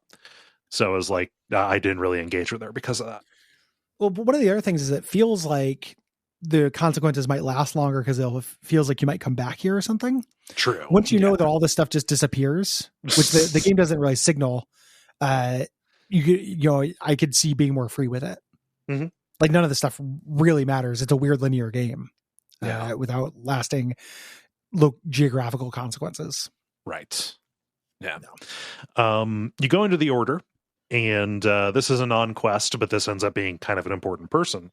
Oh, this is, man. Yeah. Tell me, because there is a quest to this. We'll talk about it. There's a thing that you missed here. It's okay. Yeah. But it's this acolyte named Lan Yuring, who is trying to become a priest. He's trying to join the order, primarily so he can get funding. But to join, you need to make this discovery. And he's too busy trying to make this impossible machine because he doesn't have the chops. And I'm like, I'll throw you something. So I ended up telling you about the probability machine that I found beneath the city. And that's, it's a big deal because this plague of young women being stricken and possessed is like a known thing. It's like a known problem in Sagus Cliffs. So like, it's kind of a big deal. It's a big enough one for him to be made a priest. And he gives me one of his inventions, this machine that attempts to understand Numenera. And I give it to Rin, and she decides to call it the God of Small Devices. Yeah, very sweet. This guy is a spy for the organized crime, for the Memoriva. You can talk to the main guy here in the order, and they'll say, he suspects there's a spy.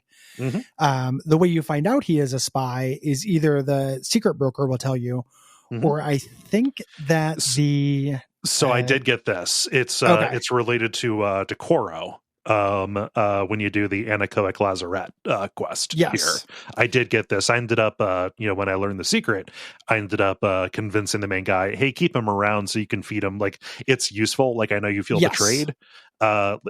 He says that he only worked with them to get funding when you wouldn't give it to him, so he's probably isn't ideological about this. He is more valuable as a double agent than he is dead. Gotcha. I did that as well. I just didn't let him become a priest because he's working for the crime boys. Right. I had already made him a priest when I learned that he was a spy.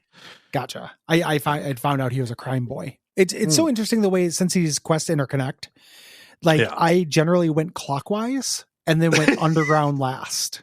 Oh, I went underground first and I went counterclockwise. So you had the thing that would make him a priest because you went underground first. There's nothing that signals to you this other than doing the main quest. Personal heuristics. Yeah, just personal heuristics. Like, I wanted to do side stuff before I follow the main quest. So and it has huge impact on how things work out. Yeah. Because when I talked to this guy, I didn't have a thing I could offer him. So by the time I had the thing I could offer him, I already found out he was a ne'er-do-well. Oh, yeah. So it's interesting, right? Like the order in which information is revealed to you matters a lot. Yeah. I mean, just because I did one quest and got that city official on my side, I ended up being able to call in a favor that, resolved the airship thing, right? Yeah. Where I had to go, I did that as well. Resolve the airship thing with a city official, but it wasn't the, I think you can do that with the guy who brought the Stitcha up.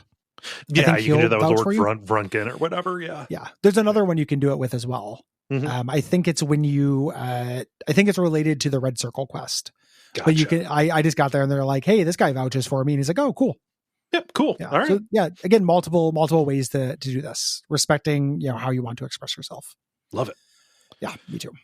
Yeah. There is this person on the left side of the building named Salamary, she was the Aeon, the priest who sent Quoro out to find me in the reef. Remember that encounter way back when, kind of the scavenger guy.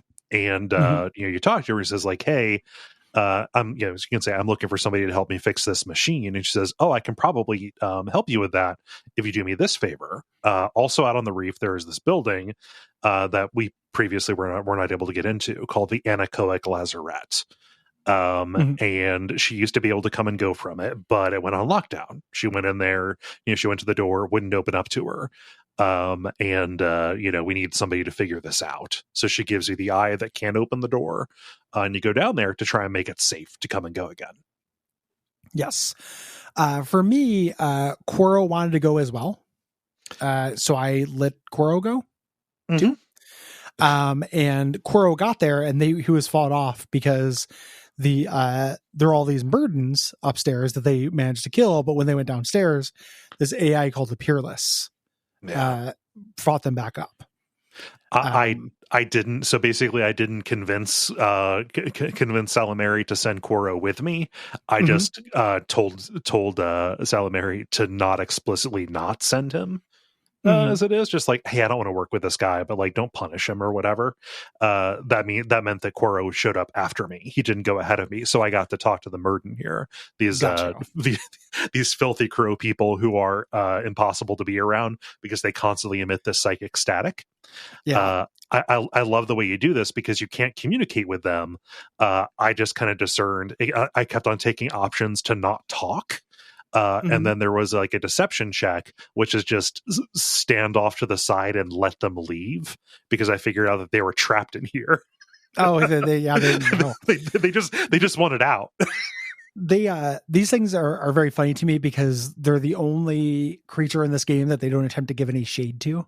Yeah. Like Murdens are just unpleasant monsters. Yep. They're evil every time they show up.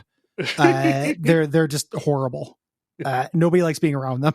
You can eventually you get a thing called a tidal surge ability in this, which is kind of a cheat option that shows up in dialogue, and you can use that against these things and knock them out.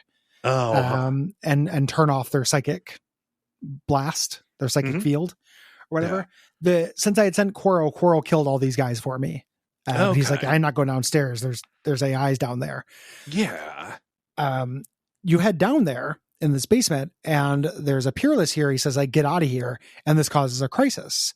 You can either kill all the Peerlesses or you can activate these terminals and reactivate the native intelligence of the Lazarette, which you do primarily through sneaking. I let Eratus be attracted the Peerless and was defensive while everyone else went to stealth and went and turned on these things. You get a reward if you leave all of these alive. It was a combat thing, so I didn't. So I don't know what it is, but figure might as well not destroy them. It's very funny. The original one is just like he's tied up in one of the rooms, just kind of like hardwired into the system. And he's talking a big game. He thinks he's a god, and so I just passed a quick fingers check to turn him off mid-sentence. It's very funny. Arrogant machine. When I came back up, Quoro was like, hey, give me some credit for there. And he'll help you. And I was like, yeah, I'll do it. Cause he was like, to be fair, I killed the Murdens. And I was like, you did kill the Murdens, you did help out. Regardless of whether you give him or how you give him credit, he's the one who lets you know that Lannerig is the spy. Yes. And that goes into they'll either excommunicate him or you can convince the main guy, Min Ling, I believe his name is, who is one of the high level Kickstarter backers, who shows up on the opening title crawl of the game. You can convince him like, hey, feed him false information to the Memavira. And then there's just like one little small area left in this area called the Caravanserai. Could have just been called a port. It's just a port. It's a port. Just nouns. This is where we have to go to leave. Once we have all the information. We're not there yet. We will next episode. But this also has a couple side quests we're going to talk about before we close out. Yes. There's this guy who's hailing people down. He calls you over because he, senses that you are observant. He asks you, hey, have you seen my partner? Have you seen this woman? She has purple hair. Her name is Persea, and you might recognize her because she has these flying hair clips that are constantly reconfiguring her hair. Yeah. It's everyone in this world is an X-Man. Yes. Like everybody does that. Everyone has a this person has like a tiny little slugs crawling all over them all the time. This person has floating hands that, pull on their ears. Like it's all that. So yeah. So it's not as distinctive as he may think. Yeah. Which person with the robot hair demons? Yeah. You can ask about his you're just like, okay, so what's the story here? And he says, oh, we both met at the same grave in the Valley of Dead Heroes. We fell in love at first sight, but she has this condition. Sometimes she goes mad and she runs away. And I need to find her and basically like lull her. It's like, no, just remind her of who she is. Right. Yep. You find her hair clips in the inn nearby that Tranquility, who has the power to like hypnotize people and make them feel really relaxed and want to go to bed. Like great power for an innkeeper. If you talk to her first, or you can bring the hair clips back to him. He's like, oh, she's at the inn. Figure out what Tranquility knows. She won't talk to me. Right. When you talk to Tranquility, he's like, yeah, he didn't meet her. He found her body and resurrected her and expects her to love him because he brought her back to life. Yeah. Even though she didn't ask for that. Yeah. There's a couple different ways you can deal with this. I asked Tranquility to put him in a trance.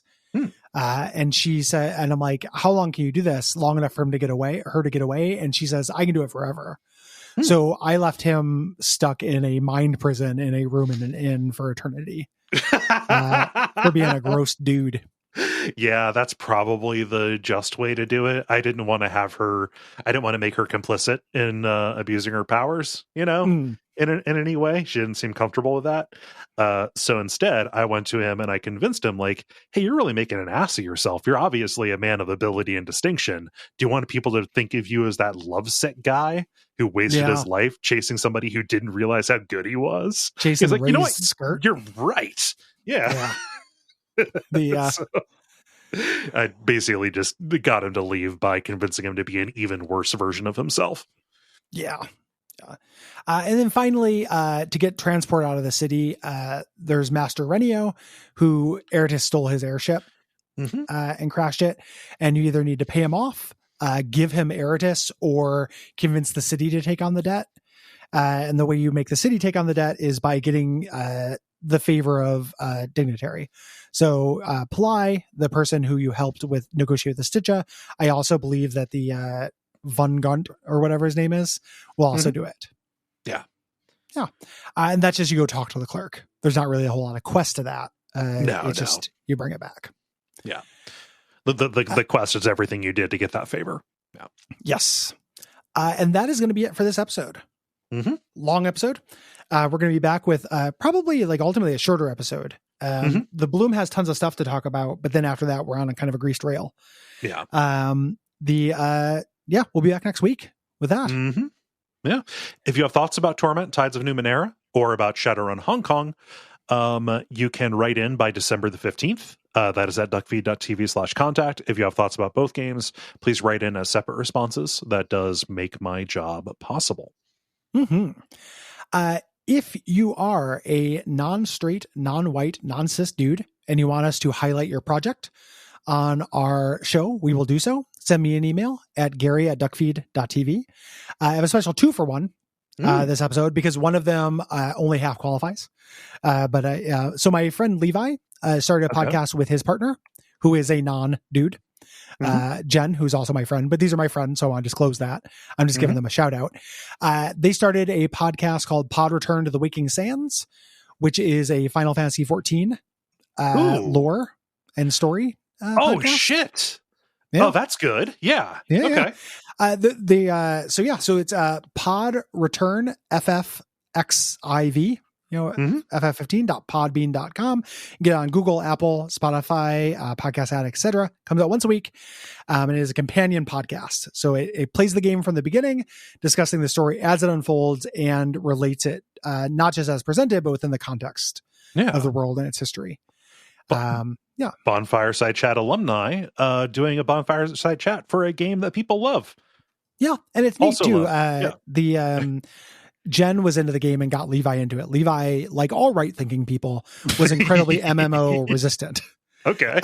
And managed to get sold on it. Nice. So again, only kind of half counts the remit, but it's a friend. So I wanted to throw them some thunder. And then in terms of somebody I don't know, but who seems really cool, is Xavier, who does a blog called The Square Tavern, which are articles and blog topics on different video game related things, reviews on RPGs and such. This is at thesquaretavern.wordpress.com. And I've got several samples here that I've seen, and it all looks like cool, good stuff. Nice. Where I've kind of flipped through a bunch of this. So recommended. That's thesquaretavern.wordpress.com. And the pod returns to the boy. I just pulled it down. I don't know. That's not because I don't care about Levi. That's because I don't know about Final Fantasy 14. But pod returns to the Waking Sands. Yes. So check out those projects. And if you have another project and fit those remits, please Duckfeed or Gary at Duckfeed.tv. Please do. So if you're listening to this, there is still time before Duckstream. That is happening the weekend of December the 16th, 48 hours to stream in support of the Transactive Gender Project out of Lewis and Clark College, provides education and resources for trans youth, their families, and their communities. This is, I really need to actually find how many years we've done it. We've done it for a long time. The community has contributed so much money to this cause, which is more important than ever now. So consider tuning in. That'll be at twitch.tv/Duckfeed.tv. By the time you're hearing this, there'll be a landing page up, but it'll be real fun.